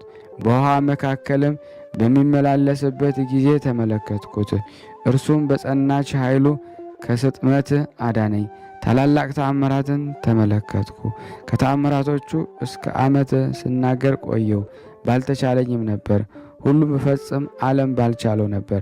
ለእርሱም እስከ ዘላለም ድረስ አሜን ይሁን። የቅዱስ ጴጥሮስ በረከት በእኔና በእናንተ በሁላችን በሕዝበ ክርስቲያን ላይ ጸንቶ ለዘላለሙ ይኑር አሜን። ለሀገራችንም ሰላሙን ፍቅሩን ጌታችን ሰላሙን ፍቅሩን አንድነቱን ይሰጠን ዘንድ የቅዱሳን በረከት ያሳደረብን ዘንድ የእሱ በጎ ፈቃድ ይሆን ዘንድ በአንድነቱ ነን። አባታችን ሆይ እንበል። አባታችን ሆይ በሰማያት የምትኖር ስምህ ይቀደስ፣ መንግሥትህ ትምጣ፣ ፈቃድህ በሰማይ እንደሆነች እንዲሁም በምድር ትሁን። የዕለት እንጀራችንን ስጠን ዛሬ፣ በደላችን ይቅር በለን እኛም የበደልነውን ይቅር እንደምንል። አቤቱ ወደ ፈተና አታግባን ከክፉ ሁሉ አድነን እንጂ መንግሥት ያንተ ናትና ኃይል፣ ክብር፣ ምስጋና ለዘላለሙ አሜን። እመቤታችን ቅድስት ድንግል ማርያም ሆይ በመልአኩ በቅዱስ ገብርኤል ሰላምታ ሰላም እንልሻለን። በሐሳብሽ ድንግል ነሽ፣ በሥጋሽም ድንግል ነሽ። የአሸናፊ እግዚአብሔር እናት ሆይ ሰላምታ ላንቺ ይገባሻል። ከሴቶች ሁሉ ተለይተሽ አንቺ የተባረክሽ ነሽ፣ የማኅፀንሽ ፍሬ የተባረከ ነው። ጸጋን የተሞላሽ ቅድስት ሆይ ደስ ይበልሽ፣ ልዑል እግዚአብሔር ከአንቺ ጋር ነውና ከተወደደው ልጅሽ ከጌታችን ከመድኃኒታችን ከኢየሱስ ክርስቶስ ዘንድ ይቅርታና ምሕረትን ለምኝልን ኃጢአታችን ያሰልን ዘንድ ለዘላለሙ አሜን። ምስጋና ይሁን አንድ አምላክ ለሚሆን ለአብ ለወልድ ለመንፈስ ቅዱስ ዛሬም ዘወትርም ለዘላለሙ አሜን። የተወደዳችሁና የተከበራችሁ የቅዱሳን ዝክር ቤተሰብ የሆናችሁ ይህንን ቪዲዮ ሼር፣ ላይክ፣ ኮመንት በማድረግ ለምእመን ታደርሱልን ዘንድ በቅዱሳኑ ስም እንለምናቸዋለን። ከዚህ በመቀጠል ደግሞ So when you start seeing all those global players coming in, the main question for me and, us as a company በቅዱሳኑ ስም እንለምናቸዋለን። ከዚህ በመቀጠል ደግሞ የሐዋርያው የቅዱስ ጳውሎስን ገድል አነባለሁ። ለማንበብ እግዚአብሔር ለእኔ ሥልጣን ይስጠኝ። አናኗሩ ጥንት በሌለው አገዛዙም ፍጻሜ በሌለው ለአኳኋኑም ምክንያት በሌለው ለዘመኑ ቁጥርም ልክ መጠን በሌለው በእግዚአብሔር አብ ስም ከእርሱ በተወለደ ዓለም ሳይፈጠር በነበረ ዓለምንም አሳልፎ ከእርሱ ጋር በሚኖር መለኮቱ ከሥጋው ሥጋውም ከመለኮቱ ሳይለይ ከድንግል ማርያም ሥጋን በተዋሃደ በእግዚአብሔር ወልድ ስም ሳይዘገይ ከአብ በሰረጸና በአናኗርም በማይለወጥ በእግዚአብሔር መንፈስ ቅዱስ ስም በእሪና አንድ አምላክ ነው። በአካል ሦስት በአገዛዝም አንድ ነው። የቅዱስ እግዚአብሔር ረድኤት አጋዥ በማድረግ በአንደበቱ ትምህርት ቤተ ክርስቲያንን የሚያጣፍጥ አንደበተ ርቱዕ የሆነ እንቅስቃሴውም ያማረ የአሕዛብ ሐዋርያ ንስሐ ይገቡ ዘንድ የሚጠራቸው የቅዱስ ጳውሎስን ገድል ማንበብ ጀምራለሁ። ቅዱስ ጳውሎስን በመታሰር በመገረፍ በጉዞ ዘወትር በባሕር መከራ በመቀበል የጌታችን የኢየሱስ ክርስቶስ አገልጋይ ነው። በሥጋውም ዘወትር መከራን ይቀበላል። ቅዱስ ጳውሎስ በትምህርቱ ምንጭነት ምእመናን የሚጠጡት የጥበብ ውሃ ነው። ልዩ በሆነ በልቦና እውቀትም ጥበበኞችን ያደርጋቸዋል። መንፈስ ቅዱስም የተመላ ነው። የቤተ ክርስቲያን ማኅተምም በእጁ ነው። መዓዛው እንደ ኮላ ያያይዛል። ቅዱስ ጳውሎስ የሕግና የሥርዓት መምህር ነው። ምእመናን ያጽናናቸዋል፣ በትምህርቱም ደስ ይላቸዋል። ጸሎትና በረከቱ ከእኔም ከእናንተም ከሁላችን ከሕዝበ ክርስቲያን ጋር ጸንቶ ለዘላለሙ ይኑር አሚን። ጳውሎስና ፊልጶስ ሲጸልዩ ክብር ምስጋና ይግባውና ጌታችን ኢየሱስ ክርስቶስ በመካከላቸው ጎልማሳ አምሳል ተመስሎ ቆመ። የተመረጣችሁ በጎች ሆይ ሰላም ለእናንተ ይሁን አላቸው። ያን ጊዜም ሐዋርያው በግንባራቸው ሰገዱ። የመድኃኒታችን ጫማም እጅ ነሱ። አስነስቶም አፋቸውን ሳማቸው። ወንድሞቼ ሆይ በዚህ አገር ብዙ ስቃይ ይደርስባችኋልና አትፍሩ። ነገር ግን ብዙ የሚያሰቃዩአችሁ ጊዜ ብዙ ተአምራትን ይደረጋሉ። ብዙዎችም በእናንተ ሥልጣን ያምናሉ። ለሞትም አሳልፈው ይሰጧችኋል፣ ይሰቅሏችኋል። ብዙ ጊዜ በሥጋችሁ ላይ ደግሞ እሳትን ያነዱባችኋል። ነገር ግን አትፍሩ፣ እኔ ከእናንተ ጋር እኖራለሁና አጸናችኋለሁ። ብዙ ተአምራትን መንክራትንም አደርጋለሁ። በእናንተ ሥልጣን የእነዚህ ሀገር ሰዎች ሁሉ እስከሚያምኑብኝ ድረስ በፊታችሁ ይቆማል። ያሰቃያችሁ ዘንድም ፊት ለፊት ይጥሏችኋል። ነገር ግን እኔ አሳፍረዋለሁ፣ ኃይሉንም አጠፋዋለሁ። አስሬም ከእግራችሁ በታች ደግሞ እጥለዋለሁ። ኀፍረቱን፣ ስቃዩን፣ ድካሙንም መዋረዱንም ለሁሉ እገልጣለሁ። ወዳጆቼ ሆይ ጽኑ፣ ከእናንተም መከራውን ሁሉ አርቃለሁ። እስከ መጨረሻው ሕቀታ ድረስም ደግሞ ከእናንተ ጋር እሆናለሁ። እነሆ እኔ የሚያገኛችሁን ሁሉ አስቀድሜ እነግራችኋለሁ። እነሆ እኔ እጄን እዘረጋለሁ፣ መከራው እንዳይሰማችሁ ሥጋችሁን እፈውሳለሁ። ጠላቶቻችሁም እገድላለሁ፣ የሚጠላችሁንም ደግሞ አጠፋለሁ። ለአገልግሎታችሁም ረዳት እልካለሁ አላቸው። መድኃኒታችን ይህን ተናገራቸውና ባረካቸው፣ ሰላምንም ሰጣቸው፣ ወደ ሰማይ ማረገ። ከዚህ በኋላ ከሀገሩ ሁሉ ሹሞችሊዎች ጋር ተነሳ። በሜዶኑ ንጉሥ ልጅ የተመሰለው ሰይጣንም የኀጢአት ሁሉ መልእክተኛ ነበረ።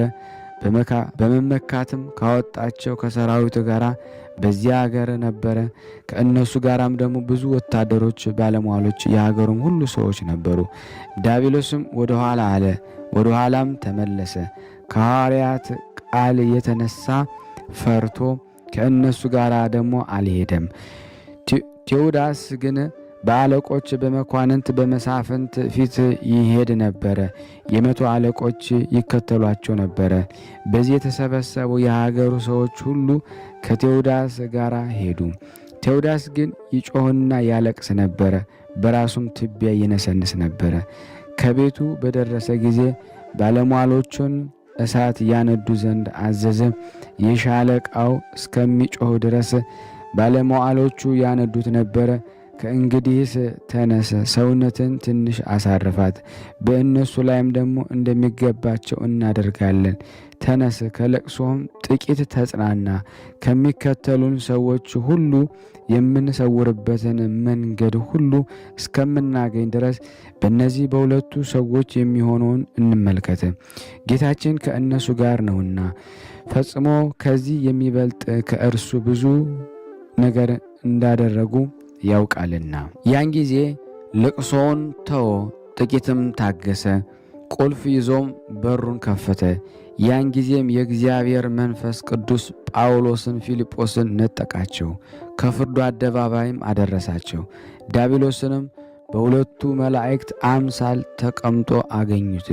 የሕዝቡም ሽማግሌዎች ቆመው ነበረ። ያን ጊዜ ሰይጣን እንደሆነ አወቁት። ሰይጣንን በተመለከታቸው ጊዜ ፈራ። በሩን ከፍተው ከመጀመሪያው በር እስከ መጨረሻው የአዳራሽ በር ገቡ። ከሀገሩ አለቆችና ከእነሱ ጋር ከመጡ ከመኳንንት በስተቀር ማንም ይገባ ዘንድ አልፈቀዱም። ሐዋርያትን በተመለከቱ ጊዜ ግን የኮበለለው በንጉሥ ልጅ የተመሰለው ዲያብሎስም ፈጥኖ ወደ ቴዎድሮስ ቤት ገባ። ከአለቆቹ ጋራም ወደ አዳራሹ ገቡ። በገቡ ጊዜ የቴዎዳስን ሚስት ሙታ ወድቃ አገኟት። ልጁ ቴዎድሮስንም እንዲሁ የሆነውን በተመለከቱ ጊዜ ሁሉም ጮኹ፣ አለቀሱ፣ ልብሳቸውን ቀደዱ፣ በራሳቸው ትቢያ ደግሞ ነሰነሱ።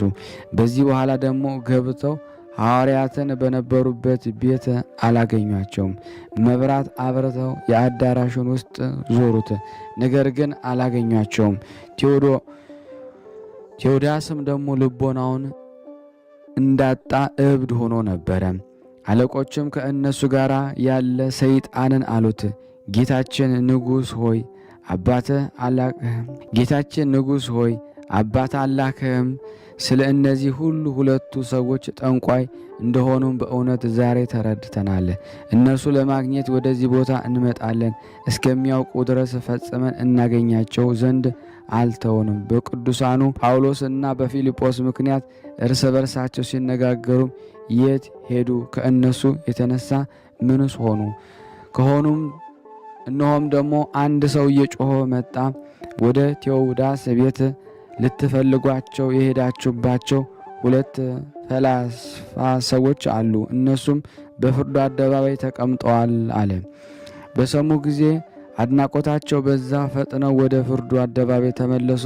ቴዎድሮስም እየጮኸ እያለቀሰና በራሱ ትቢያ እየነሰነሰ በፊታቸው ይሄድ ነበረ። ዳግመኛም በአየሩ ትቢያ ይበተን ነበረ። በሀገሪቱም ታላቅ መረበሽ ሆነ። ቅዱሳን ወደ አደባባይ በደረሱ ጊዜ ጳውሎስና ፊልጶስ አገኟቸው። ቴዎዳስም ደግሞ በተመለከታቸው ጊዜ እርኩሳን መናፍስት የተነሳ ልቦናው እንደ አጣ እብድ ሆነ። ካገኘው ሐዘን ብዛት የተነሳም ሆዱን ሰንጥቆ የውስጥ ዕቃውን ደግሞ ሊያፈስ ፈለገ።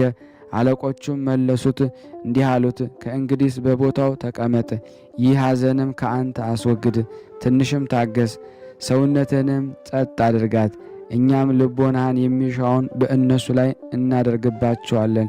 ሊቃውንቱም በብረት እጃቸውን እግራቸውን ደግሞ ያስሯቸው ዘንድ አዘዘ። ዳግመኛም በአንገታቸው ሰንሰለት ያደርጉባቸው ዘንድ አዘዘ።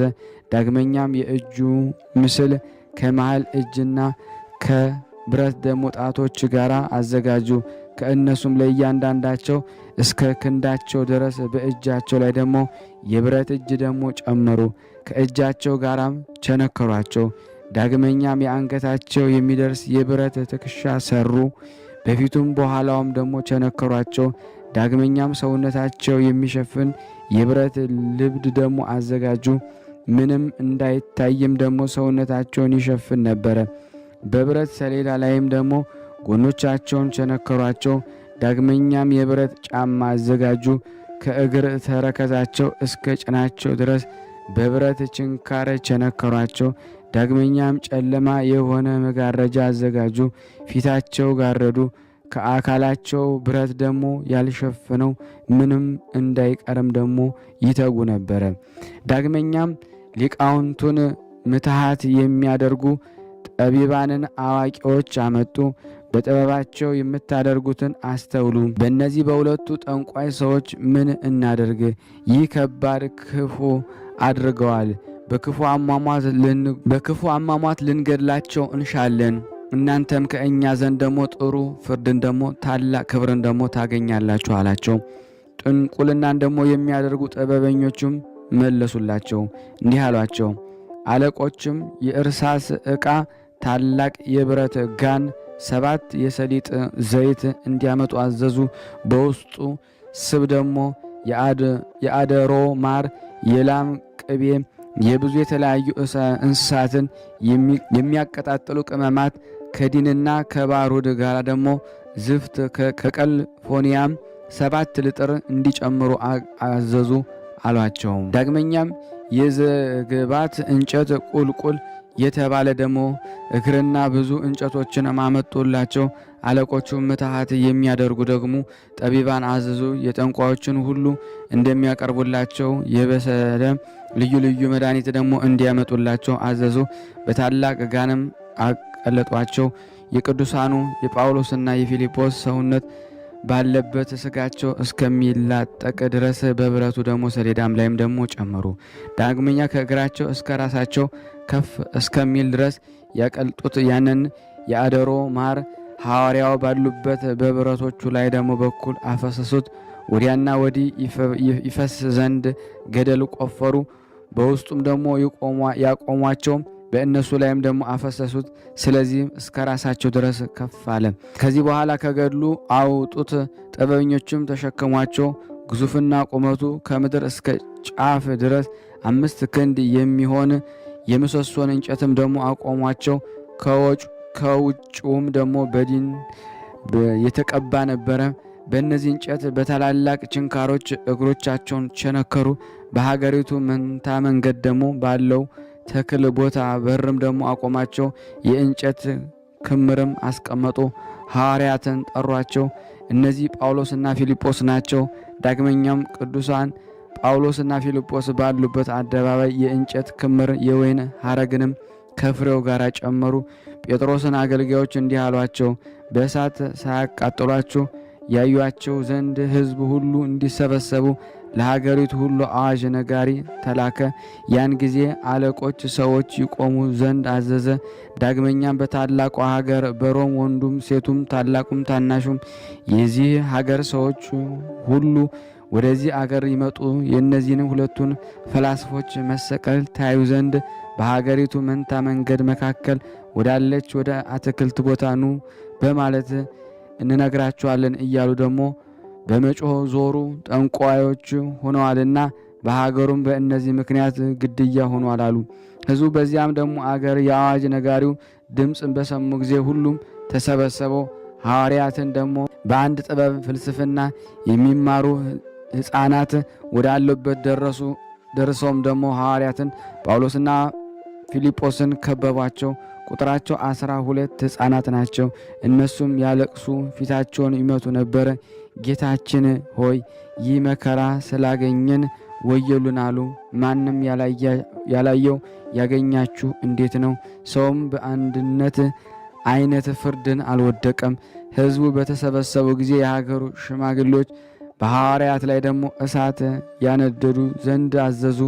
ፍሬ ባልያዘው የወይን ቦታ ደግሞ እሳቱን ባነደዱ ጊዜ ቅዱሳን ሐዋርያት ጳውሎስና ፊልጶስ ባሉበት በእንጨቱ ክምር ላይ ደግሞ እሳቱ ፈጽሞ ነደደ። ከባረዱ፣ ከዝፍቱ፣ ከዲኑ፣ ከቁልቋሉ፣ ከአደሮ ማሩና ከሌሎችም ቅመማት የተነሳ የእሳቱ ነበልባል ከሰውነታቸው ከፍ አለ። ሁለንተናው ደግሞ እንደሚሆን ድረስ ከፍ አለ። የሀገሩ ሰዎች የታሰሩ እነዚህ 2 ወንዶችም ወዮላቸው እያሉ አሰምተው ተናገሩ። ሐዋርያት ግን ወደ ጌታችን ወደ አምላካችን ወደ ኢየሱስ ክርስቶስ ማለዱ። ለአንተ ምስጋና ይሁን። ከአንተ አስታርቀን፣ አገልጋዮችንም ቸል አትበለን። ከአባት በቀር ለልጆች ደግሞ የሚራራ ማን ነው? ኃይላችን አንተ ነህ፣ መጠጊያችን፣ በችግራችንም ጊዜ ረዳታችን አንተ ነህ አሉ።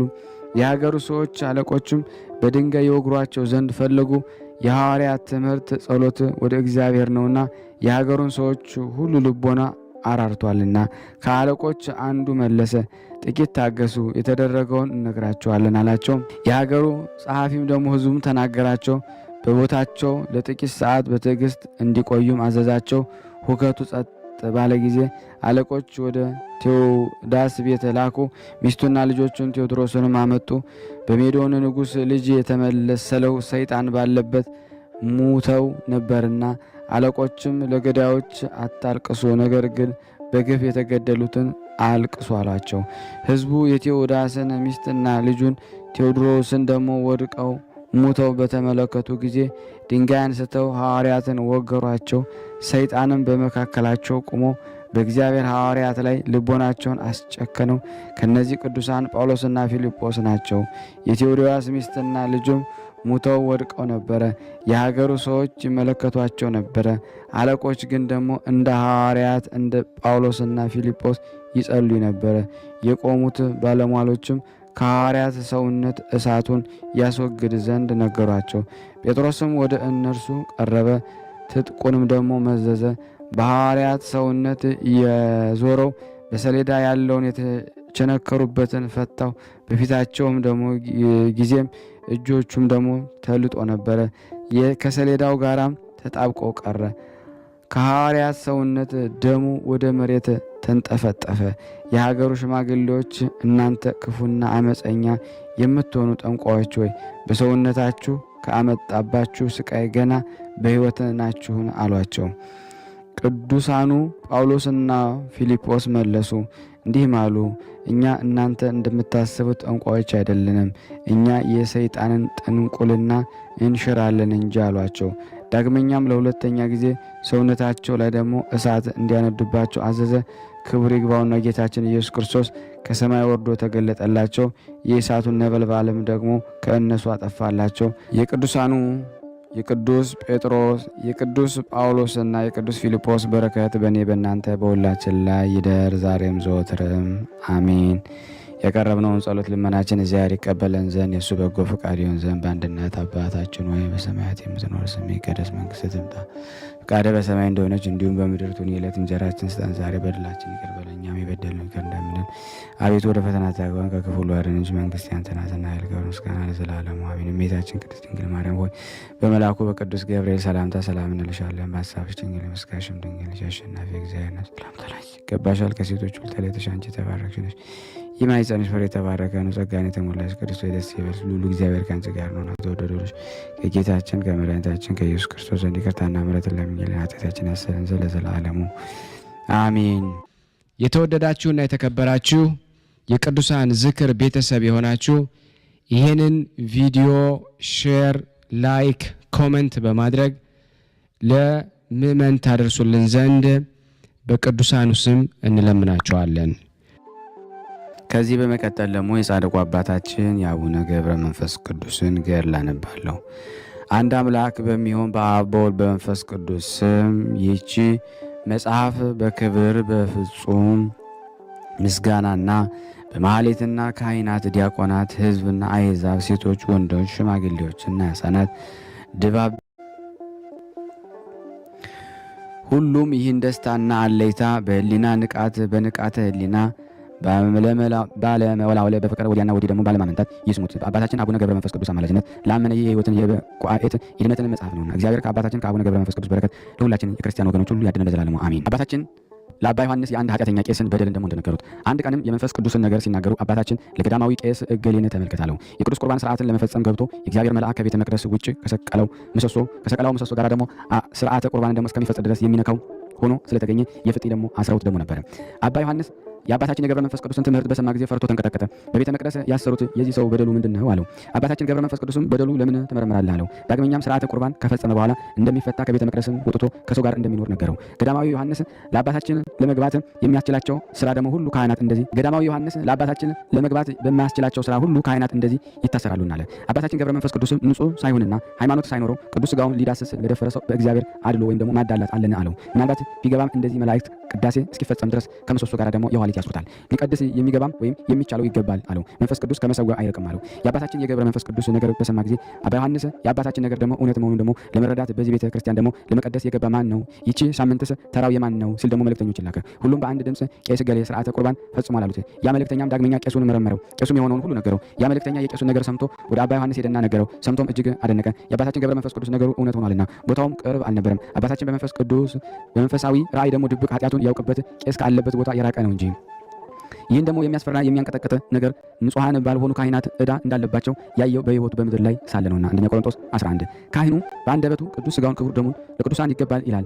ራሱ መንፈስ ቅዱስን ሳይቀበል እንዴት ሌላውን ይቀድሳል? ጌታችን ስለ ሐዋርያቱ እነርሱ በእውነት የተቀደሱ የሆኑ ዘንድ ስለ እነሱ እኔ ራሴን ደግሞ እቀድሳለሁ እንዳለ፣ ሐዋርያት ለራሳቸው መንፈስ ቅዱስ ከእርሱ ሳይቀበሉ እንዴት እግዚአብሔርን ይቀድሳሉ? የዚህ ቃል ትርጉም እኔ ራሴን እቀድሳለሁ የክርስቶስን ሥጋውን ደሙን ما شاء الله 3000 ساعة طيران. طيور عندها ساعات طيران يعني إنه المرأة رقيق. አለው የክርስቶስን ሥጋውን ደሙን በሚሆን በቁርባኑ ህብስትና በወይኑ እንደዚሁ ደግሞ ይተረጉማል። ካህኑ ጌታችንና መድኃኒታችን ኢየሱስ ክርስቶስ ሥጋና ደም ደግሞ ያደርገው በሚልበት ጊዜ እውነት ነው።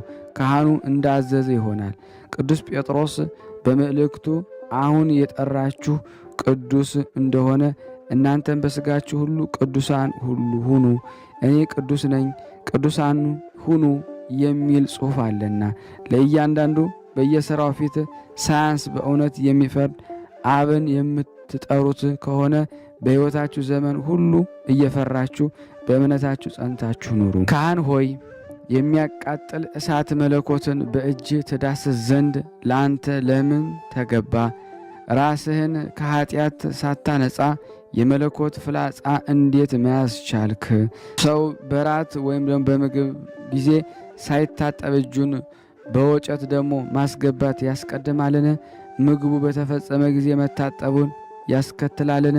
የረከሰና የሚያጸይፍ ራሱን ያላነጻ ይህ ሰው ምን ይሉታል? እርሱ እንደ ከልብ ይሆናል፣ በእርያም ይመስሉታል እንጂ። እናንተ ካህናቶች አስቀድማችሁ ራሳችሁን አንጹ፣ ከዚህ በኋላ ሥጋ መለኮትን ወደ መሥዋዕት ተመለሱ። ጌታ በወንጌል እንደተናገረ እናንተ ግብዝ አስቀድመ ከዓይንህ ምሰሶ አውጣ፣ ከዚህ በኋላ ደግሞ ባልንጀራህን ወይን ያለውን ጉድፍ ደግሞ በወንድም ያለውን ጉድፍ ለማውጣት ትችላለህ አለው። እጅና እግርን ደግሞ ፊትህን በውጭ ያለ ሥጋዊ ውሃ ደግሞ የሚያነጻው ነውርና እድፍ ማንጻት ብቻ አይጠቅምም፣ ውስጣዊ ሕሊናን ከኃጢአት ሁሉ ማንጻት ይበልጣል እንጂ። ጥራጊውን ደግሞ ከውስጡ እንደሚጠርጉለትና ያማረውንም ንጣፍ ደግሞ እንደሚያነጥፉለት እንደ ንጉሥ ቤት ንጉሡ በገባ ጊዜ ደግሞ ይደሰታል። ከእርሱ ጋር ያሉትንም በክብር እንደርሱ ሆነው ደስ ይላቸዋል። እንዲህ እናንተ ካህናቶች በአካሄዳችሁ ሁሉ የተዘጋጃችሁ ሁኑ፣ አስተዋዮች ሁኑ። ነቢይ እንደተናገረ እግዚአብሔር እንዳይቆጣ ጥበብን ያዟት፣ ከእውነት መንገድ እንዳትጠፉ። የተናገረው እውነት ነው።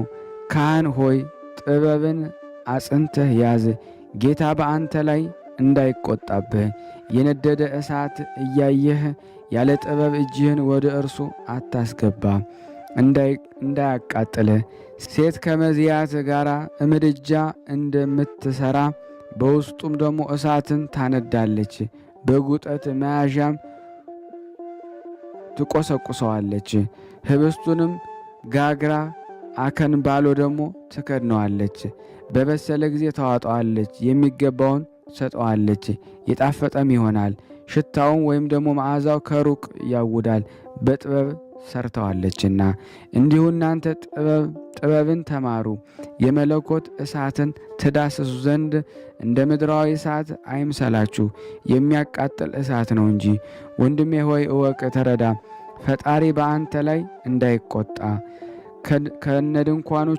ከነድንኳኖቻቸው እንደወጠቻቸው እንደ ዳታንና እንደ አቤሮን ደፍራችሁ አትንኩ።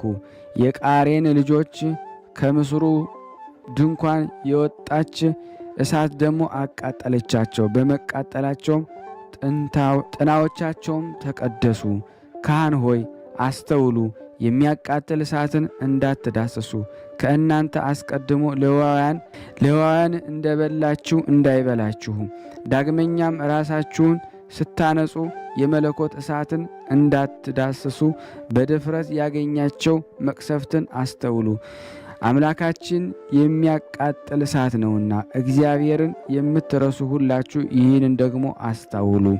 ከእውነት ጎዳና የሚጠፋ ሐሰተኞች፣ ነፍስ ገዳዮች፣ ሌቦች፣ ባልንጀራቸው ላይ ደግሞ በደልን የሚያደርጉ፣ በሕይወት ሳሉ ንስሐን የማያውቁ ሴሰኞች፣ ሥራቸው እንደዚህ የሆኑ ሁሉም አይቅረቡ፣ ፍዳ እንዳያገኛቸው፣ በእጁ ቅዱስ ሥጋውን እንዳይዳስስ፣ ጣቶቹንም ደግሞ ወደ ክብር ደግሞ እንዳይነካ ካህኑ ሲያስሩት አባታችን ገብረ መንፈስ ቅዱስ እንደተመለከተ ደግ ካህን የክህነትን ተግባር በንጽሕና ያቀረበ ነው። የመቅሰፍት ብድራት ወይም ፍዳም ለካህናቱ ብቻ የሚሆን አይደለም፣ የክርስቶስ ሥጋና ደም ለሚቀበል ነፍስና ሥጋውንም ላላነጻ ሁሉ ነው እንጂ። ሐዋርያው ቅዱስ ጳውሎስ እንደተናገረ አሁንም ሳይገባው ይህንን ኅብስት የበላ ይህንን ጽዋ የጠጣ ስለ ጌታችን ሥጋ ይፈረድበታል። ስለዚህ ሰው ራሱን መርምሮ ሰውነቱን ከኃጢአት አንጽቶ ከዚህ ኅብስት ይብላ፣ ከዚህም ጽዋ ይጠጣ። ሳይገባው ይህን ኅብስት የበላ ይህን ጽዋ የጠጣ ፍርዱንና መቅሰፍቱን ለራሱ ይበላልና። የጌታ ሥጋ መሆኑን ደግሞ ካላወቀ ሰውነቱ ንጹሕ ካልሆነ ቁርባንን መቀበል ለማንጻት አልተሰራም ወይም ለመቀደስ ለመክበር ነው እንጂ። በድፍረት የተቀበለው ሰው ግን አይቀደስም፣ አይከበርም። ከወንጌል ምሳሌ ፈልግ ታገኛለህ። ስለ አስያዘው ስለ ይሁዳ ለደቀ መዛሙርቱም ከእናንተ አንዱ ያስይዘኛል አላቸው። እርስ በርሳቸው ደግሞ መምህር እኔ ነኝ ተባባሉ። እርሱም እኔ ቁራሽ አጣቅሼ የምሰጠው እርሱ ያስይዘኛል አላቸው። ከዚህ በኋላ በከበሩ እጆቹ የፈተተው ነገር ግን የይሁዳ ልብ ንጹሕ አልነበረም። የጌታን ኢየሱስ ክርስቶስ ደቀ መዝሙር የሚያነጻ ቁርባንን በመቀበሉ እንዳልጠቀመው እንዲሁ ለብስጩ ሰው ቅዱስ ቁርባንን በካህን እጅ መቀበል አይጠቅመውም። ጌታችን ለአባታችን ለገብረ መንፈስ ቅዱስ የታላቅ ምስጢር ሥርዓትን እንደዚህ አድርጎ ደግሞ አሳየው። የማይገባው ሰው እንዳይዳስሰውና እንዳይቀበለው ራሱን በንስሐ ማንጻት አስቀድም ብድራቱን ያገኛልና። የተመሰገነ አባታችን ገብረ መንፈስ ቅዱስ እንደተናገረ ኃጢአት ሰርቶ በደሉን ለካህን የተናዘዘ ሰው ቢኖር ያን ጊዜ እንዳልበደለ ሰው ንጹሕ ይሆናልና። መንፈስ ቅዱስ ባደረበት በዚህ ሰው ንጽሕናን ገንዘብ አድርጎ ወደ እርሷ ደግሞ በመጣ ጊዜ ቤተ ክርስቲያን በሙሽራዋ ክርስቲያን እንደምትደርስ ደግሞ ከእርሷ ደግሞ ትደሰታለች። የጻድቁ የአባታችን የአቡነ ገብረ መንፈስ ቅዱስ በረከት በእኔና በእናንተ በሁላችን በሕዝበ ክርስቲያን ላይ ጸንቶ ለዘላለሙ ይኑር ለዘላለም። እንዲህም ብለን ቅዱስ ልጅ እንዳስተማረን አባታችን ሆይ ብለን ስምን እንጠራለን። አባታችን ሆይ በሰማያት የምትኖር ስምህ ይቀደስ፣ መንግሥትህ ትምጣ፣ ፈቃድህ በሰማይ እንደሆነች እንዲሁም በምድር ትሁን። የዕለት እንጀራችንን ስጠን ዛሬ፣ በደላችንን ይቅር ይበለን እኛም የበደሉንን ይቅር እንደምንል፣ አቤቱ ወደ ፈተና አታግባን ከክፉ ሁሉ አድነን እንጂ መንግሥት ያንተ ናትና፣ ኃይል፣ ክብር፣ ምስጋና ለዘላለሙ አሜን። እመቤታችን ቅድስት ድንግል ማርያም ሆይ በመልአኩ በቅዱስ ገብርኤል ሰላምታ ሰላም እንልሻለን። በሐሳብሽ ድንግል ነሽ፣ በሥጋሽም ድንግል ነሽ። አሸናፊ እግዚአብሔር እናት ሆይ ሰላምታ ላንቺ ይገባሻል። ከሴቶች ሁሉ ተለይተሽ አንቺ የተባረክሽ ነሽ፣ የማኅፀንሽ ፍሬ የተባረከ ነው። ጸጋን የተሞላሽ ቅድስት ሆይ ደስ ይበልሽ፣ ልዑል እግዚአብሔር ከአንቺ ጋር ነውና ተወደደው ልጅ ከጌታችን ከመድኃኒታችን ከኢየሱስ ክርስቶስ ዘንድ ይቅርታና ምሕረትን ለምኝልን ኃጢአታችን ያሰሪን ዘንድ ለዘላለሙ አሜን። ከዚህ በመቀጠል ደግሞ ስንክሳር ዘወርኀ ግንቦት 5 ቀን የሚነበበውን በሥላሴ ስም አነባለሁ። አንድ አምላክ በሚሆን በአብ በወልድ በመንፈስ ቅዱስ ስም ግንቦት 5 ቀን በዚህ ቀን የካህኑ ኬልቅዮ ልጅ ታላቅ ነቢይ ኤርምያስ አረፈ። ይህም እውነተኛ ነቢይ የአሞጽ ልጅ የይሁዳ ንጉሥ ኢዮስያስ በነገሰ በ13 ዓመቱ ማስተማር ጀመረ። ከዚያም በይሁዳ ንጉሥ በኢዮስያስ ልጅ በኢዮአቄም ዘመን 11ዱ የሴዴቅያስ ዘመነ መንግሥቱ እስኪፈጸም በ5ኛው ወር ኢየሩሳሌም እስከ ተማረከችበት ጊዜ ያስተምር ነበረ።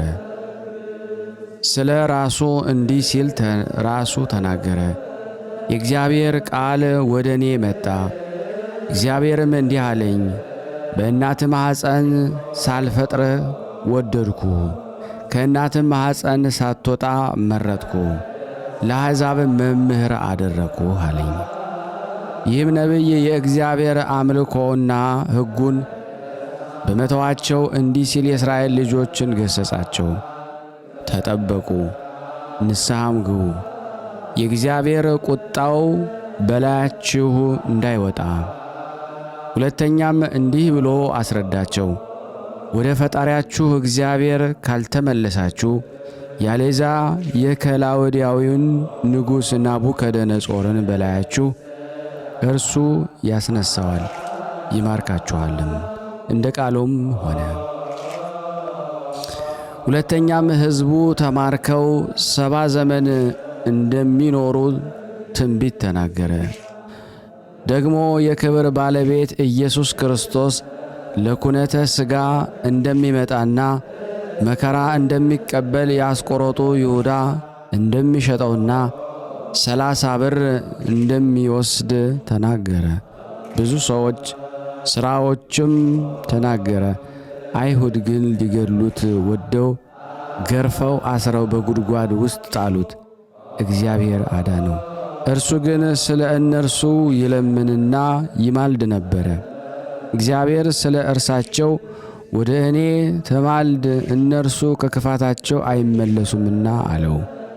ናቡከደነጾርም የኢየሩሳሌምን ሕዝብ በማረከ ጊዜ ከእሳቸው ጋር አልማረከውም። ነገር ግን ከምርኮ የቀሩት ወደ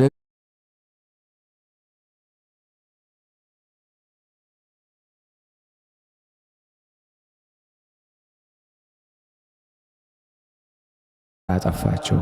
ከዚያም ወደ ባቢሎን አገር ወሰዱት። በዚያም የእስራኤል ልጆች ከምርኮ እስኪመለሱ ትንቢት እየተናገረ ሕዝቡን ሲያስተምር ኖረ። የትንቢቱም ወራት በተፈጸመ ጊዜ አይሁድ በድንጋዮች ወገሩት፣ ነፍሱንም በእግዚአብሔር እጅ ሰጠ። ለእግዚአብሔር ምስጋና ይሁን፣ እኛንም በነቢዩ ጸሎት ይማረን። በረከቱ ከኔ ከኃጥኡና ከእናንተ ከሕዝበ ክርስቲያን ጋር ጸንታ ለዘላለሙ ትኑር። አርኬ ሰላም ለኤርምያስ እምነቢያተ አብያን ወልደ ኬልቅዮን ካህን አርፈተ ብርት ትሰመይ ወአምደ ሐጺን እስመ ተነበየ በእንተ ክርስቶስ መድህን እስከ ወገሮ እስራኤል በእብን። Welcome to Boas Core Banking System, a solution designed to meet the demands of today's financial.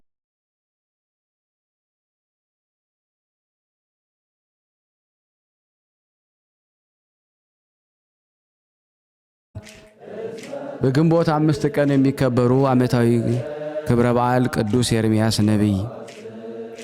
በወርሃዊ ክብረ በዓል ቅዱስ ጴጥሮስ ሊቀ ሐዋርያ፣ ቅዱስ ጳውሎስ ሐዋርያ፣ አቡነ ገብረ መንፈስ ቅዱስ፣ ቅዱስ ዮሐኒ ኢትዮጵያዊ፣ ቅዱስ አሞኒ ዘናሂዎስ በረከታቸው ይደርብን። ኢየሩሳሌም ሆይ ነቢያት የምትገድል ወደ እርሷ የላኩትንም የምትወግር ዶሮ ጫጭቶቿን ከክንፎቿ በታች እንደምትሰበስብ ልጆችሽን እሰበስብ ዘንድ ስንት ጊዜ ወደድኩ፣ አልወደዳችሁም። እነሆ ቤታችሁ የተፈታ ሆኗል፣ ይቀርላችኋል። እላችኋለሁና በጌታ ስም የሚመጣ የተባረከ ነው እስክትሉ ድረስ እንግዲህ ወዲህ አታየኝም። የቃሉ ባለቤት እግዚአብሔር ክብር ምስጋና ይድረሰው። ስናነብ የጎደሉን የነጠበውን በአፈ መላእክት አሟልቶ አቃንቶ እግዚአብሔር ይቀበለን። ለሀገራችንም ሰላሙን፣ ፍቅሩን፣ አንድነቱን እግዚአብሔር ይመልስ። በአንድነቱን ቅዱስ የሆኑ ገናና የሆኑ ስሙን አባታችሁን ይንበል። አባታችሁን በሰማያት የምትኖር ስምህ ይቀደስ፣ መንግሥትህ ትምጣ፣ ፈቃድህ በሰማይ እንደሆነች እንዲሁም በምድር ትሁን። የዕለት እንጀራችንን ስጠን ዛሬ፣ በደላችንን ይቅር በለን እኛም የበደሉንን ይቅር እንደምንል፣ አቤቱ ወደ ፈተና አታግባን ከክፉ ሁሉ አድነን እንጂ መንግሥት ያንተ ናትና፣ ኃይል፣ ክብር፣ ምስጋና ለዘላለሙ አሜን። እመቤታችን ቅድስት ድንግል ማርያም በመልአኩ በቅዱስ ገብርኤል ሰላምታ ሰላም እንልሻለን። በሐሳብሽ ድንግል ነሽ፣ በሥጋሽም ድንግል ነሽ። አሸናፊ እግዚአብሔር እናት ሆይ ሰላምታ ላንቺ ይገባሻል። ሴቶች ሁሉ ተለይተሽ አንቺ የተባረክሽ ነሽ፣ የማኅፀንሽ ፍሬ የተባረከ ነው። ጸጋን የተሞላሽ ቅድስት ሆይ ደስ ይበልሽ፣ ልዑል እግዚአብሔር ከአንቺ ጋር ነውና፣ ተወደደው ልጅሽ ከጌታችን ከመድኃኒታችን ከኢየሱስ ክርስቶስ ዘንድ ይቅርታና ምሕረትን ለምኝልን ኃጢአታችንን ያስተሰርይልን ዘንድ ለዘላለሙ አሜን። ምስጋና ይሁን አንድ አምላክ ለሚሆን ለአብ ለወልድ ለመንፈስ ቅዱስ ዛሬም ዘወትርም ለዘላለሙ አሜን። እየተመገቡ ነው የሚገኙት።